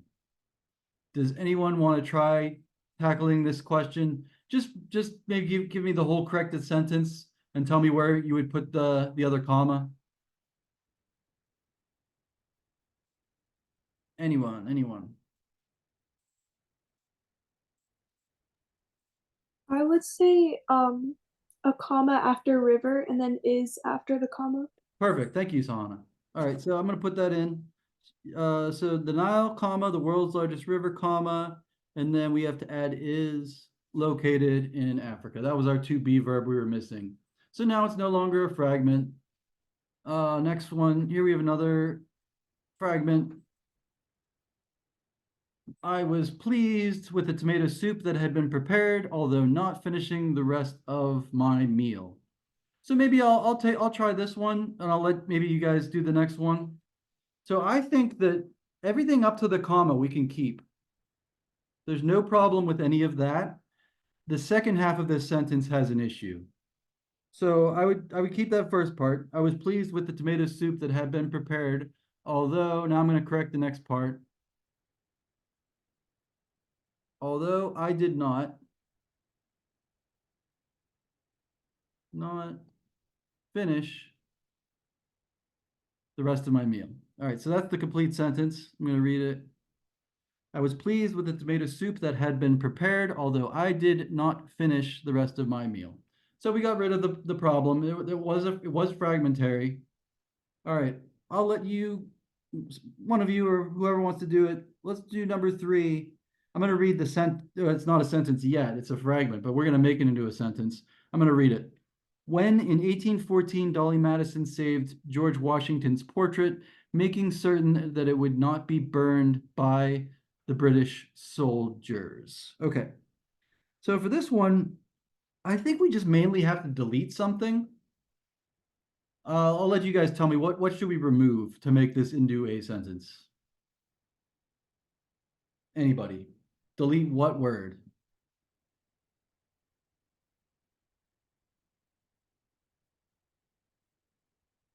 Think about it, but anyone who wants to try it.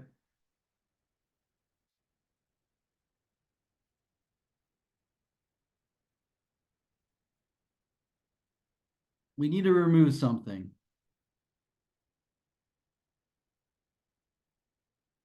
Anyone?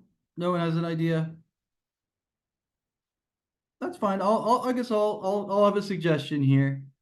The word when at the beginning, it makes it seem like more is coming with this sentence, and then the sentence just abruptly stops, or fragment, whatever it is. So we just need to delete it. And I would capitalize in. So that's capital now. It's kind of hard to write on this. All right, and I would also add a comma right here. So in 1814, comma, Dolly Madison saved George Washington's portrait, making certain that it would not be burned by the British soldiers. So we corrected some fragments. They're all over both tests. The next topic would be run-ons. So I said earlier that every sentence expresses a complete thought by definition. That's a requirement. And another way of saying that is just saying that, well, a complete thought is an independent clause. Something that could be a sentence is an independent clause. So a run-on happens in English when you just sandwich 2 independent clauses together with no punctuation. We just call it a run-on. So here's a run-on. Apollo 11 was the first manned space flight to the moon. Neil Armstrong, Buzz Aldrin, and Michael Collins made the pioneering mission. So we have 2 independent clauses, 2 things that could each be a sentence. I'm gonna read the first one. Apollo 11 was the first manned space flight to the moon, period. So that's an independent clause, that's a sentence. This is also an independent clause. Neil Armstrong, Buzz Aldrin, and Michael Collins made the pioneering mission, period. So we have two sentences, and it's incorrect in English to just smush them together. That is a run-on. So there are different ways to fix a run-on, and these are going to be all over both tests. They really like to test you on run-ons. So a common impulse the student may have would be to put a comma here to try to connect them. You know, the student may say to himself, well, little commas join things, right? Maybe I could just put a comma here. So I like commas. Commas are great punctuation. Commas are relatively weak punctuation. A comma is not strong enough to join two independent clauses.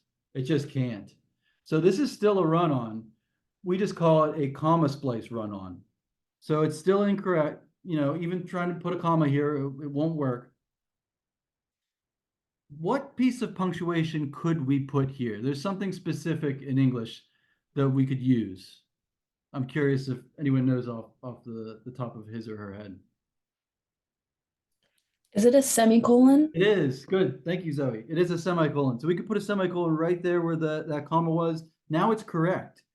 So we can join two independent clauses with a semicolon as long as they relate to one another. As long as we can compare them with one another or they contrast one another, these two independent clauses, it's perfectly legal to put a semicolon between them. 1 second. Okay. Anyway, so we can put a semicolon right there.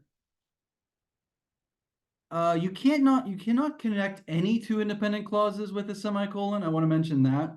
I can't say today is Wednesday, semicolon, French toast is delicious, because they have nothing to do with one another. That would be illegal in English. But we can connect something like this, where these two independent clauses, these clearly go with one another. So it's perfectly fine to join them with a semicolon. There is one other use for the semicolon, and it is extremely rare. I'm just curious if anyone has seen it. 90% of the time, or 99% of the time, you're doing something like this. We use semicolons mainly to connect two independent clauses, but there's one other use. If anyone knows, you could shout it out. If not, I'll just briefly explain it just in case you come across it on an exam. But I would not expect to see it just because it's so rare. I'm not hearing anyone chime in, but you can rarely use semicolons when you have items in a series. So normally when we have items in a series, we use commas to separate them. So, but very rarely you can use a semicolon. I'll give you an example. This is just from from my brain here, off the top of my head. Here are semicolons used with items in a series.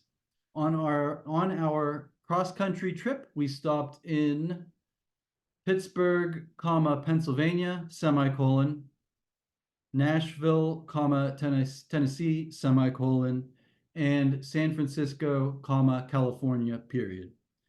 So the reason we may want to use semicolons is if the items in the series themselves contain punctuation, it would just be hard for our brains to parse that information if you're looking at, I don't know, 5 commas in a row. So that's why you would want to use semicolons. Or maybe you're going to have a sentence where you want to mention 3 famous quotes, and each quote is a sentence. You might want to use semicolons to separate those quotes because sentences contain punctuation. So it's really just if your items in a series contain punctuation, you probably want to use semicolons rather than commas. That's the only other use of the semicolon in English, and it's extremely rare. I think I've seen it on the SAT once, so I would be aware of it, but it's mostly we're just doing something like this. We're putting a semicolon to connect 2 independent clauses. All right. So yeah, so we can correct run-on sentences with semicolons. We can also create coordinate clauses. That's another way you could fix a run-on. So for this, so coordinating conjunctions are used to create coordinate clauses. And these are these words and, but, for, nor, or, so, and yet. You may have learned these with the mnemonic device fanboys. That's just a handy way to memorize these 7 coordinating conjunctions. And I would memorize these ones. And the reason I would memorize the fanboys coordinating conjunctions, I would memorize them because that way you don't have to memorize the, I don't know, 30 something subordinating conjunctions. You'll just know if it's not one of those fanboys ones, it's subordinating. We use those for dependent clauses or subordinate clauses. That's the same thing. All right, so let's go back to coordinate clauses. I just wanted to mention, you should probably know these ones. So here it is in action. Here we can join 2 independent clauses using the coordinating conjunction but and a comma. So tomorrow may be a better option, comma, but it's your choice. So really at the end of the day, this is all just a comma rule.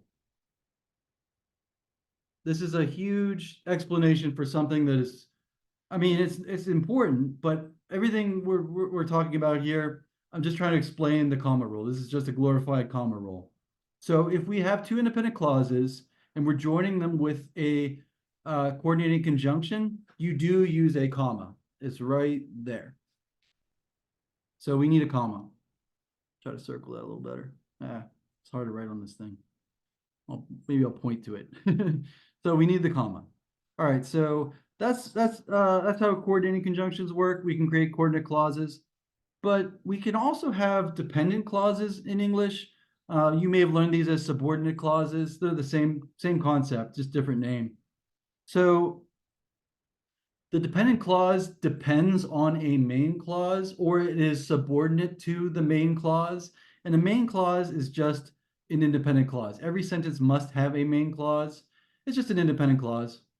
So the important thing to remember is that a dependent clause, a subordinate clause, does not express a complete thought and cannot stand alone as a sentence or as something that could be a sentence. So let's take a look at a coordinate clause or a dependent clause. Sorry, subordinate clause or dependent clause. So here we go. Here's our main clause. I missed an exit. We need one of those. That's a complete thought. But while I wasn't paying attention will never be a complete thought. That's not a sentence. That's not an independent clause. It depends on our main clause. So we did a coordinating conjunction example a minute ago. And I said that this is really just a comma rule. And that's what we have here. Where is the comma?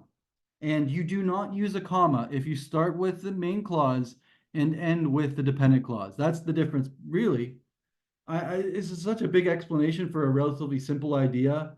At the end of the day, this is just a comma rule. So if we start with the main clause, we end with the dependent clause or the subordinate clause, there will not be a comma. Now, if I reverse the order, there will be a comma. If I start my sentence with the dependent clause, the subordinate clause, and I end with the main clause, there will be a comma. I'm going to do it right now. So while I wasn't paying attention, comma, I missed an exit. So just be aware of that. If you flip it around, there will be a comma. But in this version right here, this is correct. We don't have a comma before the subordinating conjunction while. Is while on our list of subordinating conjunctions? Sure, it's right here. So these are all the subordinating conjunctions. And again, this is just a comma rule. It's a big explanation for, it's important though. It's an important comma rule. So here are all the subordinating conjunctions. I wouldn't memorize these. You'll just know that that it's subordinating if it's not one of these 7 coordinating conjunctions. All right, so we're going to do some example questions. We're going to get to some actual SAT questions in a little bit, but we're going to look at some short answer here. And don't worry about rewriting this whole thing. You just probably have to change something slightly. All right, so we have bottlenose dolphins have more neck flexibility than other dolphins. 5 of their 7 neck vertebrae are not fused together. So this is a comma splice run-on.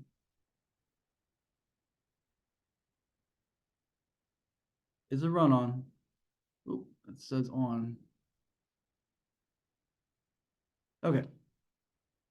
So I can't put a comma here. It's too weak. It cannot join two independent clauses. So there's several ways we could fix this. We could make two separate sentences. I could say bottlenose dolphins have more neck flexibility than other dolphins, period. 5 of their 7 neck vertebrae are not fused together, period. That would be perfectly fine. What punctuation could we use if we wanted to just use a piece of punctuation to join these? Anybody?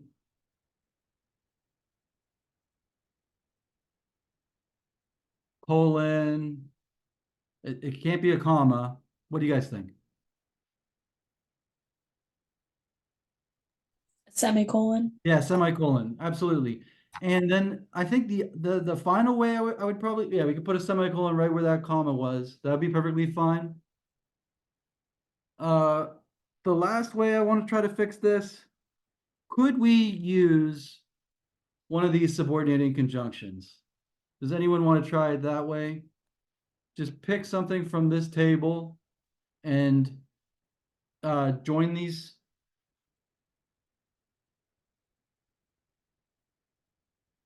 What word could we use? Anyone, you just shout it out.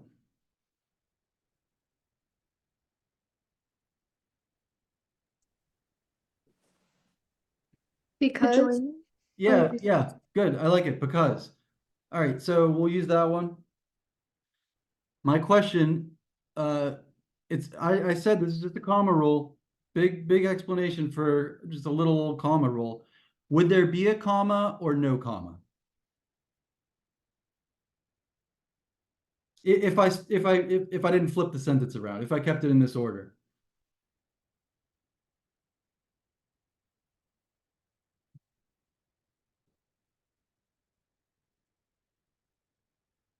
So no comma if I keep it the way it's written. Bottlenose dolphins have more neck flexibility than other dolphins, no comma, because 5 of their 7 neck vertebrae are not fused together. Now, if I flip the order around, if I started with a dependent clause, there would be a comma. Because 5 of their 7 neck vertebrae are not fused together, comma, bottlenose dolphins have more neck flexibility than other dolphins. Great work on that one. Thank you, guys. All right, let's look at this one. Pluto is no longer considered a planet, comma, it has an orbit substantially different from the other planets in our solar system. This is another comma splice run-on. This is very similar to our last example. Okay, so many ways we could fix this. I could create 2 different sentences. I could turn this into a semicolon. Oh, I was trying to make a semicolon right there. Oh man, it's hard to write on this thing, I swear. There we go. Okay, so that would work. The other way we could fix it, I think we could fix it just the same way we fixed it the last one. We could use that same subordinating conjunction. So I'm going to remove the comma and put because here. Pluto is no longer considered a planet because it has an orbit substantially different from the other planets in our solar system. I think there are probably other reasons why Pluto is no longer considered a planet. Its size, it's very tiny, I think. They call it something else, like a planetoid, or I don't know. They have a term for it. Dwarf planet, maybe? I forget what it is. All right, on to number 3. I felt unprepared for the exam, even though I studied.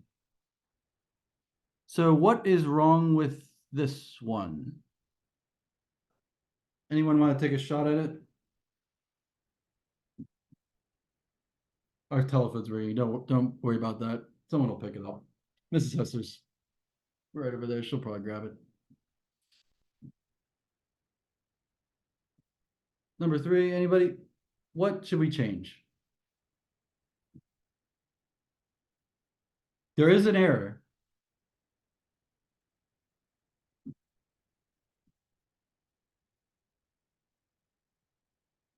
What should I remove? You should remove the comma, right? Yeah, exactly. So thank you, Zoe. So she's saying that even though, well, is that on our list of subordinating conjunctions? Yeah, it's right here. So because that's a subordinating conjunction, no comma. This is really just a comma rule. Boop.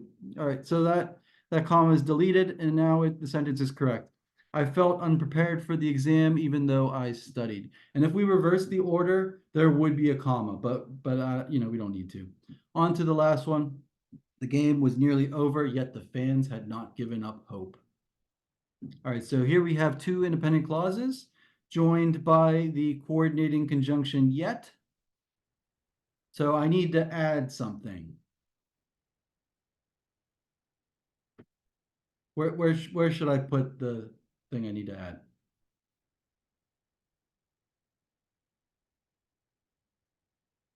I mentioned this is just a comma rule. Where does it go? Anybody? Before yet. Yeah, perfect. It goes right there. All right. So because that's the Y in fanboys. That's a coordinated conjunction.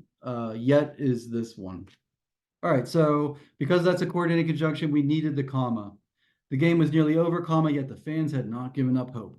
All right, so that's subordination and coordination. Really, it's a very long explanation for a relatively simple idea. It's just a tiny little comma rule, but I had to go over it because it is on the SAT, it's on the ACT, it's on both of them. All right, next we're going to talk about the colon. So we talked a little bit about the semicolon. The colon is slightly different, and it has its own rules. So I'm going to go over the colon rules. They're on both tests. You'll see semicolons all over the SAT. You'll see colons all over the ACT and vice versa. All right. So in sentences, colons are used to convey that what follows the colon describes, explains, proves, defines, or lists elements of what preceded it. An independent clause always precedes a colon. That's so important, I'm going to highlight it, or you might want to underline it in your packet. This is a rule. This is important. All right, so something that could be a sentence, an independent clause, always goes in front of the colon. Now, what follows the colon, sometimes it's just a single word in a period. There's no rule about what follows the colon. I'll give you an example of that type of sentence. So here is just one from a random example from my brain. There is one thing that matters in this world. Determination. So there was a colon in that sentence, and then just the word, just a single word, determination. So, but is there an independent clause before that colon? There is one thing that matters in this world, period. Sure. So just be aware of that. Whatever goes in front of the colon has to be a complete thought, an independent clause.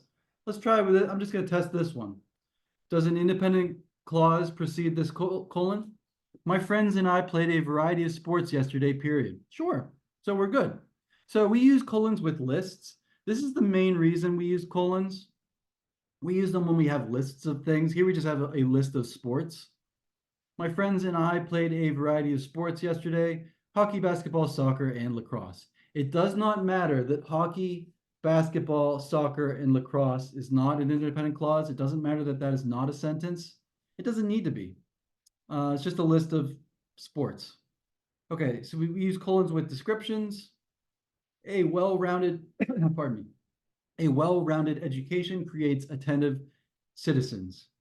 People who have the tools to analyze the information presented to them. Okay, so we use colons with descriptions. We are just describing what attentive citizens are. We use colons with explanations. The trip had been an ordeal.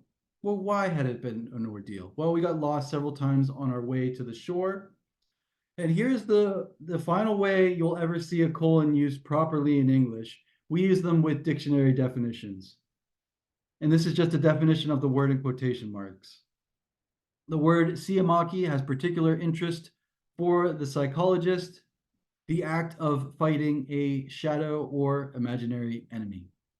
Okay, and it doesn't matter that that is not an independent clause. It doesn't need to be. And yeah, so those are all the reasons you'll ever see a colon used properly in English. Just remember that an independent clause, something that could be a sentence, always goes in front of the colon. It does not matter what follows. Sometimes it's just a single word and your end of sentence punctuation. All right, so here we have some short answer to try. We'll just do them together, I guess. That seems to be working pretty well. All right, so let's see what we need to correct for the first one. I'll read it, and then we'll see what we need to change. In order to take the digital SAT, you must bring a few items: your fully charged testing device with Blue Book application installed, your up-to-date admission ticket, photo ID, pencils or pens for scratch work, and a calculator. All right, so we need to add something. We need to put a colon in here. So we need to change this comma. I'm gonna turn this into a colon. And I'm just gonna ask the group, that's a colon now.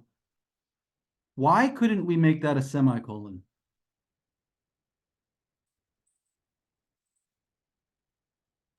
They're not both independent clauses. Yeah, exactly. It's not an independent clause. So it can't be a semicolon. We have to use a colon here. Okay, excellent. On to number 2. This one has 2 errors. So I'm gonna read it and then we just have to figure out what we're gonna change. All right, Desmos. The calculator built into the Blue Book software is a much more powerful calculator than you would otherwise be permitted to use. At Eden Prep, we recommend this calculator above all others. It can facilitate faster calculations in many circumstances, for example, graphical. So we have 2 problems here. Does anyone want to correct the first mistake?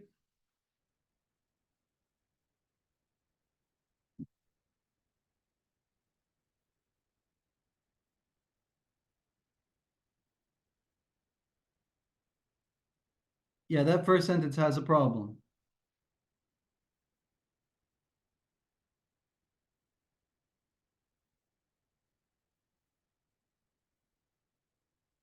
So there are 3 ways we can offset parenthetical information in English, and they actually vary in intensity.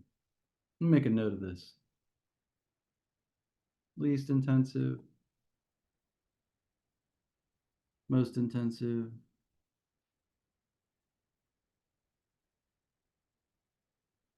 Okay, so the least intensive way we can offset parenthetical information in English would be with parentheses. The next most intensive way we can offset parenthetical information in English would be with commas. And then the strongest way, if we really wanted to emphasize some information, we could offset it with em dashes. But we can't mix them. That's the problem here. So I can't open it with an em dash and close it with a comma. We have to be consistent. So I would probably just make them both commas. Let's turn that into a comma. Desmos, comma, the calculator built into the Blue Book software, comma, is a much more powerful calculator than you would otherwise be permitted to use. So that would be like the medium intensity way of doing that, I mean, you could emphasize that it's built into the software. Say you wanted to do that, well, you could use em dashes. That would make it, you're really emphasizing this. So we would have to close it with an em dash right there, not a comma. So you could say Desmos em dash, the calculator built into the Blue Book software, em dash is a much more powerful calculator than you would otherwise be permitted to use. So that's only really if I want to emphasize that it's built into the software. If I wanted to de-emphasize that, I could use parentheses. If I didn't really want to emphasize that it's built in at all, I just sort of am mentioning it, we could just open that with a parenthesis and close it with a parenthesis. So 3 ways we could do that. And an em dash is just the length of the letter M. There's also an n dash. It's the length of a letter N. Em dash. Just so you know. Okay, so let's see. All right, on to the next error. All right, at Eden Prep, we recommend this calculator above all others. It can facilitate faster calculations in many circumstances, for example, graphical. So we do have a comma splice run on. We can't put a comma there. this could be a colon or a semicolon.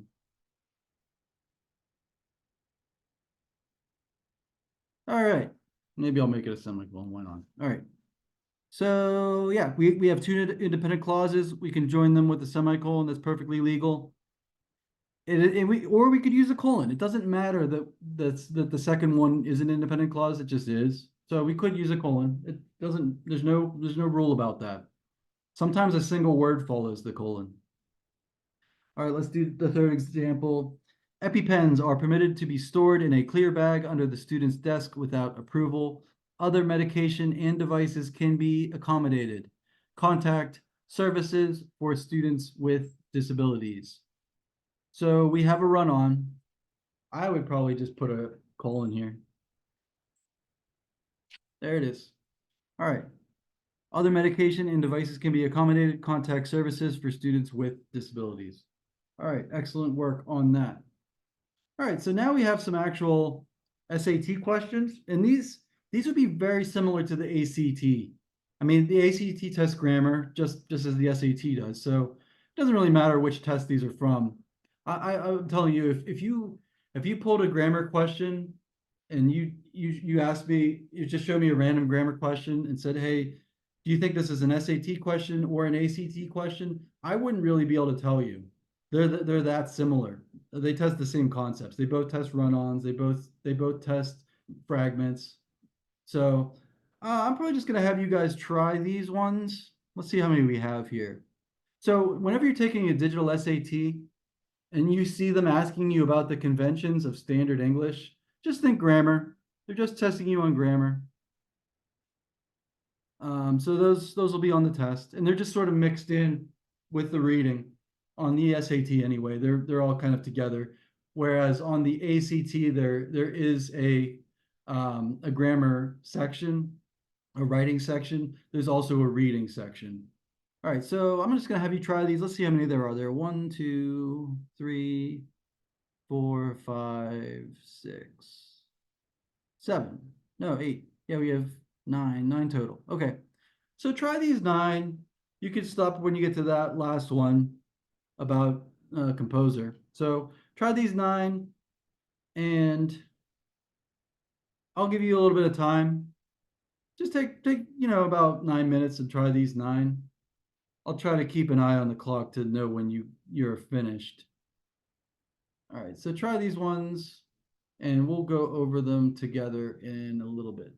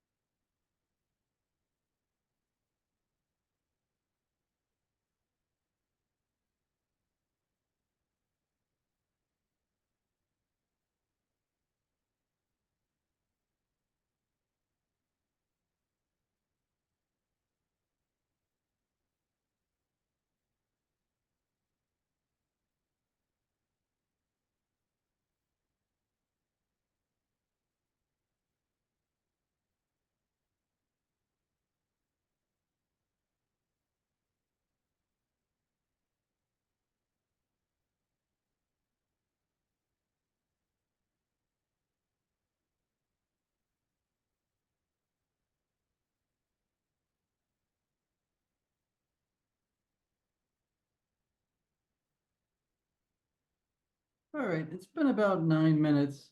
I'm just gonna ask the group, are you finished? Are you guys done? You can just answer as a chorus. Yeah. Yep, everybody? Yeah. Oh, Yeah. oh, thanks, guys. Okay. So we'll go over these and then we'll probably do some book ones, but just I want you to keep track of how many you miss out of 9 and write it down really, because if you're getting 4 or 5 out of 9, that would be about a 500 SAT score. If you're getting 8 or 9 of these right, you're in the 700s. So just I think it's good to keep track, keeps us honest. All right, so let's go over these. Yeah, I noticed a lot of run-ons. This is everything we went over today. All right, so let's start with this one about sharks. I'm going to read the question, and then it looks like we're going to select an answer choice. 2 of them have question marks and 2 do not. So I'll read it and then we'll pick an answer. A May 2019 study of great white sharks captured and released off of the coast of South Africa suggests that these creatures survive and thrive despite possessing high levels of heavy metals, such as arsenic and mercury, that would be harmful or fatal to most other vertebrates. Scientists are asking the fundamental question, how and blank, we got a blank. So answer choices A and B are questions. They have question marks. Do we have a question here? Do we need the question marks? Answer choices C and D have no question marks. So what do you guys think? Is it a question? Yes or no?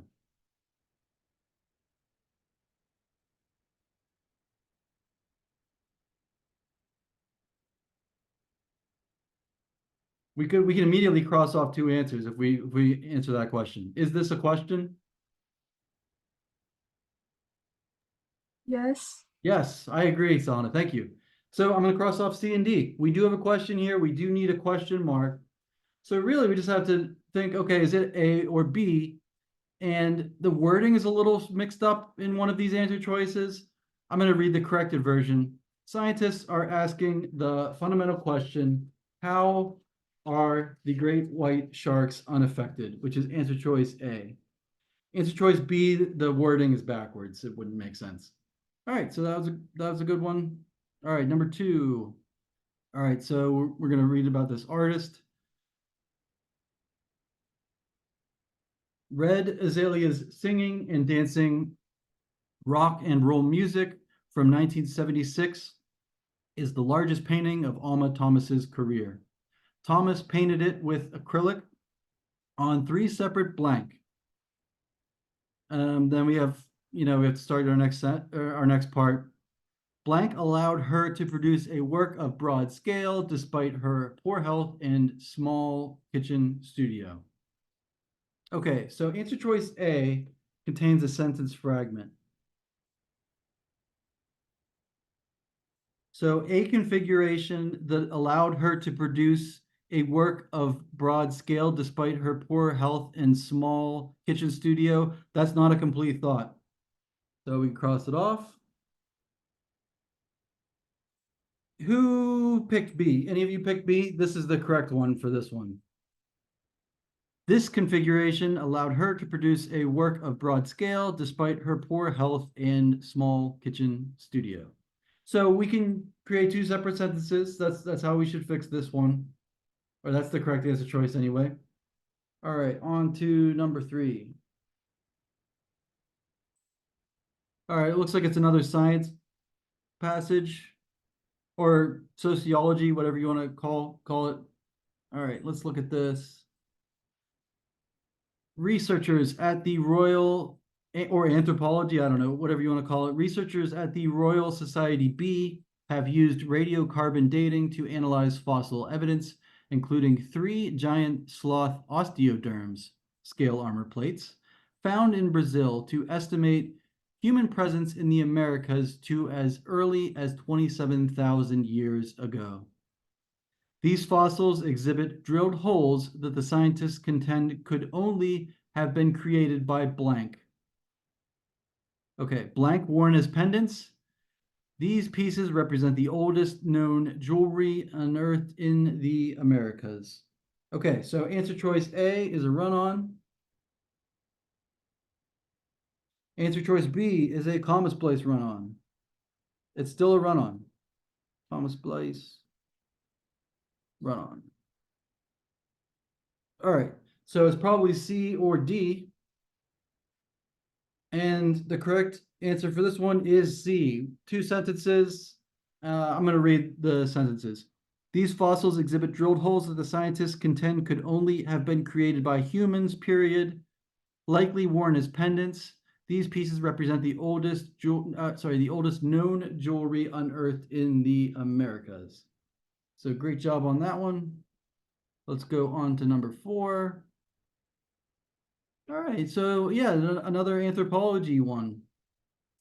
The earliest confirmed pictograph in Australia has been carbon dated to 28,000 years blank.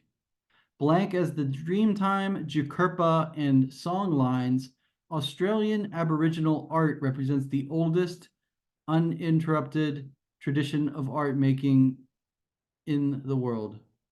All right. So for this one,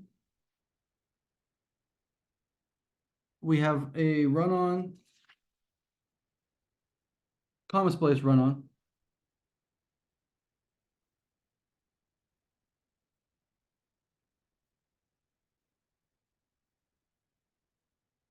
We have a regular old run-on. So those are both incorrect. Going to cross them off. And the correct version would be answer choice D. All right, so those are our two sentences. I will read them. The earliest confirmed pictograph in Australia has been carbon dated to 28,000 years ago, period. Known as the Dreamtime, Jacurpa, and song lines, Australian Aboriginal art represents the oldest uninterrupted tradition of art making in the world. Great job on that one. Number 5. All right, it looks like they're testing us on punctuation because I'm just looking at the answer choices. Looks like we could select no punctuation, comma, semicolon, or colon. So we have quite a few different choices here. I'm going to read the question. First recognized by Russian physiologist Ivan Pavlov, classical conditioning is a form of unconscious learning whereby certain responses can be conditioned through association with a previously neutral stimulus. Pavlov was studying the digestive systems of dogs when he noticed that his subjects would begin to salivate in response to an unexpected trigger, the presence of his lab assistant. All right, so why can't it be answer choice A? Someone tell me. It's not A, but there's a reason.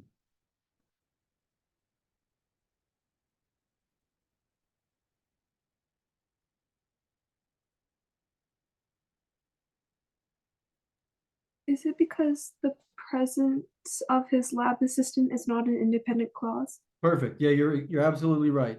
So the presence of his lab assistant is not an independent clause. That's not something that could be a sentence. So semicolon is out. What we should use is a colon, which is D. All right, on to number 6. Oh, it's another science passage. The supermassive black hole in the Phoenix cluster is the largest known black hole in the universe, and it is almost as old as the universe itself. It is 100 billion times larger than the Earth's sun. It consumes so much matter that it is growing by the equivalent of 60 of our suns every year. All right, so it looks like they're testing us on punctuation and run-ons. So I see a run-on. Gonna label it run-on. I see a comma splice run-on. Still a run-on. Or we could use the correct thing, which would be a semicolon. Answer choice A. All right, so we can join two independent clauses with a semicolon. I know we're doing a lot of these semicolon type questions, but trust me, they're all over each test, so that's the only reason why. for some reason, I think that they think that high school juniors and seniors are going to see a semicolon and just freeze up like deer in the headlights or something. But it's not that hard of a rule, and we've gone over it. So let's do number 7. We'll just do these last few and then do some from the book, and then we'll call it good for the night. All right, Black Gold 1, an artwork by Yinka Shanabare, consists of 25 circular canvases of different size. The canvases exhibit leaf patterns painted in black and gold on stretched Dutch wax printed fabric. Behind these, a large black acrylic paint splatter radiates outwards, a nod to the abstract expressionist painter Jackson Pollock. All right, so answer choice A has a semicolon. However, a nod to the abstract expressionist painter Jackson Pollock would be a fragment, not an independent clause. So it can't be A. But we could use the colon, which is answer choice B. It doesn't matter that what follows the colon isn't an independent clause. Sometimes it's just a single word and then it's the end of the sentence. All right, so that was number 7. Just a couple more. 8. In an experiment, so we have some kind of sociology experiment here, it looks like. In an experiment, an envelope containing a $5 bill was left protruding out of a mailbox in a manner in which the currency was plainly visible. The researchers performed this experiment first with the mailbox in a well-kept yard, and later on with litter present in the yard. On the first occasion, 13% of people who passed took the envelope, while on the second, the percentage nearly doubled to 25%. All right. So it looks like we have some run-ons. Yeah, we have a run-on. Thomas Place run-on.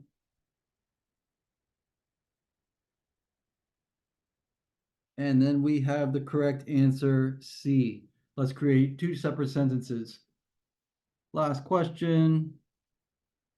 William Grant Still, an African-American composer, was born in Woodville, Mississippi on May 11th, 1895. His Symphony No. 1, Afro-American, was first performed by the Rochester Philharmonic in 1931. It is considered to be the first symphony composed by an African-American that was performed by an established American orchestra. All right, so we have a comma splice run-on. Answer choice D. And then we have the correct answer, C. We can use a semicolon to connect 2 independent clauses. All right, so add up how many you got right out of 9. Just and write it down. I'm serious. I write it on the packet. I think it keeps us honest as we go. If you got them all right, you're definitely getting a 700 or an 800 SAT score. If you got 6, maybe 6 out of 9, you're probably in the 600s. So just I think it's just a good idea to keep track. So next, I would like to do some from the book. I'm just going to give you a page number, and for the Zoe that is in Hershey, your mom should have printed this out. This is the standard English convention drills. I'm going to open it and I'll give you guys the page number.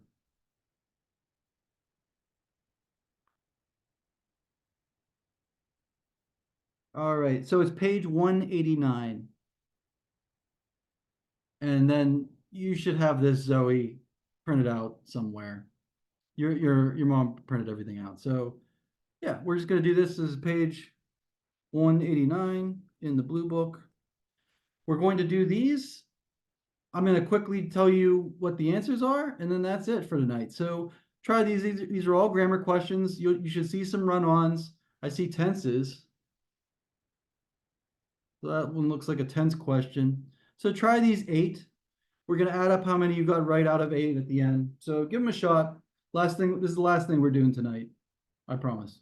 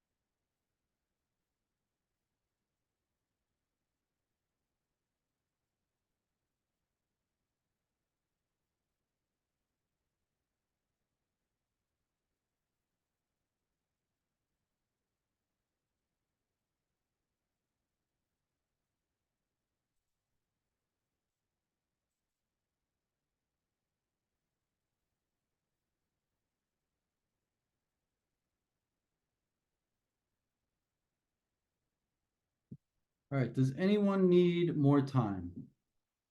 Speak now or forever hold your peace. I think I'm just gonna go over these just in the interest of time, just because we're running out of time here. I don't wanna keep you guys late. All right, so we'll just go over these, and if you're still working, just that's fine too. All right, so the first one, I'm gonna read the question, and I just jotted down little notes next to the question about the concept I think that you're being tested on.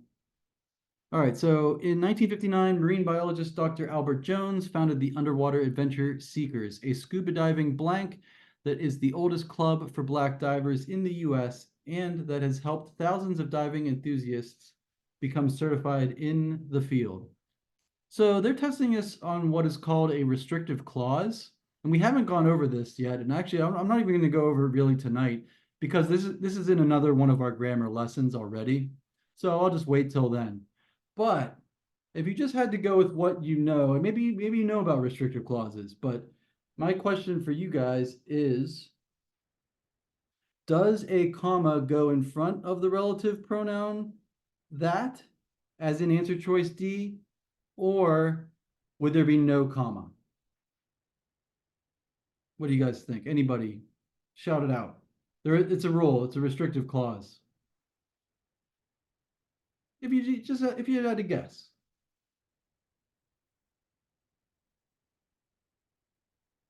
I think no comma. Yeah, you're right. Your impulse is 100% right. And it's because we use the relative pronoun that with restrictive clauses, but we're going to go over it in another lesson, so it doesn't even matter for tonight. All right, on to number 2. They're testing us on possession. So do we need an apostrophe S on photo? Do we need apostrophe S on photographers? Do we want apostrophe S's on everything? So here's the sentence, or here's the whole question. Photographer Ansel Adams' landscape portraits are iconic pieces of American art. However, many of the blank of landscapes were intended not as art, but as marketing. A concessions company at Yosemite National Park had hired Adams to take pictures of the park for restaurant menus and brochures. Okay, so for this one, we have one photographer, so it is apostrophe S. If we had multiple photographers, it would be S, then an apostrophe, but we don't have that. So the correct version for this one is C. So just grade your own paper. We don't need apostrophe S after photos.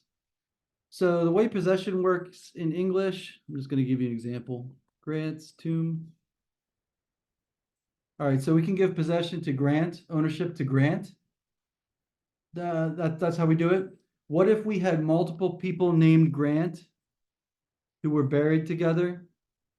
It would actually be that, Grant's tomb. So that's how possession works. On to the next one. All right. So they're testing us on unnecessary punctuation with number 3, and I have a strategy for this. Mrs. Hessler has her strategies, pick a number. I've just been calling this the stutter strategy. And you can use this on the ACT or the SAT. The strategy is, so any type of punctuation is going to create a pause in your sentence. And just read the sentence and then really emphasize the pause. If it sounds like an unnatural pause that shouldn't be there, if it sounds like a stutter, it's incorrect. And if it sounds like it belongs there, then you need some type of punctuation. So I'm going to do it, and I'm going to try to really emphasize a pause if there is one, where they're talking about putting this punctuation in. And just see if it sounds unnatural. If it's a stutter, that's the wrong answer. So here we go. The field of geological oceanography owes much to American geologist Marie Tharp, a pioneering oceanographic cartographer whose detailed topographical maps of the ocean floor and its multiple rift valleys helped garner acceptance for the theories of plate tectonics and continental drift. So that sounded like a horribly unnatural pause to me. That did sound like a stutter. We should not have any punctuation after geologist. Answer choices B, C, and D would have a pause that doesn't belong.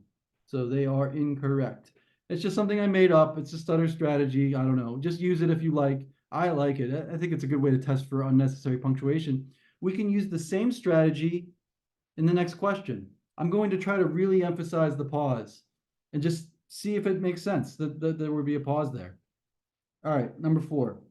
In her book, The Woman Warrior, Memoirs of a Girlhood Among Ghosts, author Maxine Hong Kingston examined themes of childhood, womanhood, and Chinese American identity by intertwining autobiography and mythology. That sounded like a stutter. That sounded like a horribly unnatural pause that just doesn't belong. That's why it's answer choice B. We don't need any punctuation there at all. All right, on to number 5. We're so close to being done. They're testing us on tense, and we're in the past tense. If Price premiered something, that's simple past. We're in the simple past tense. So here's the correct version.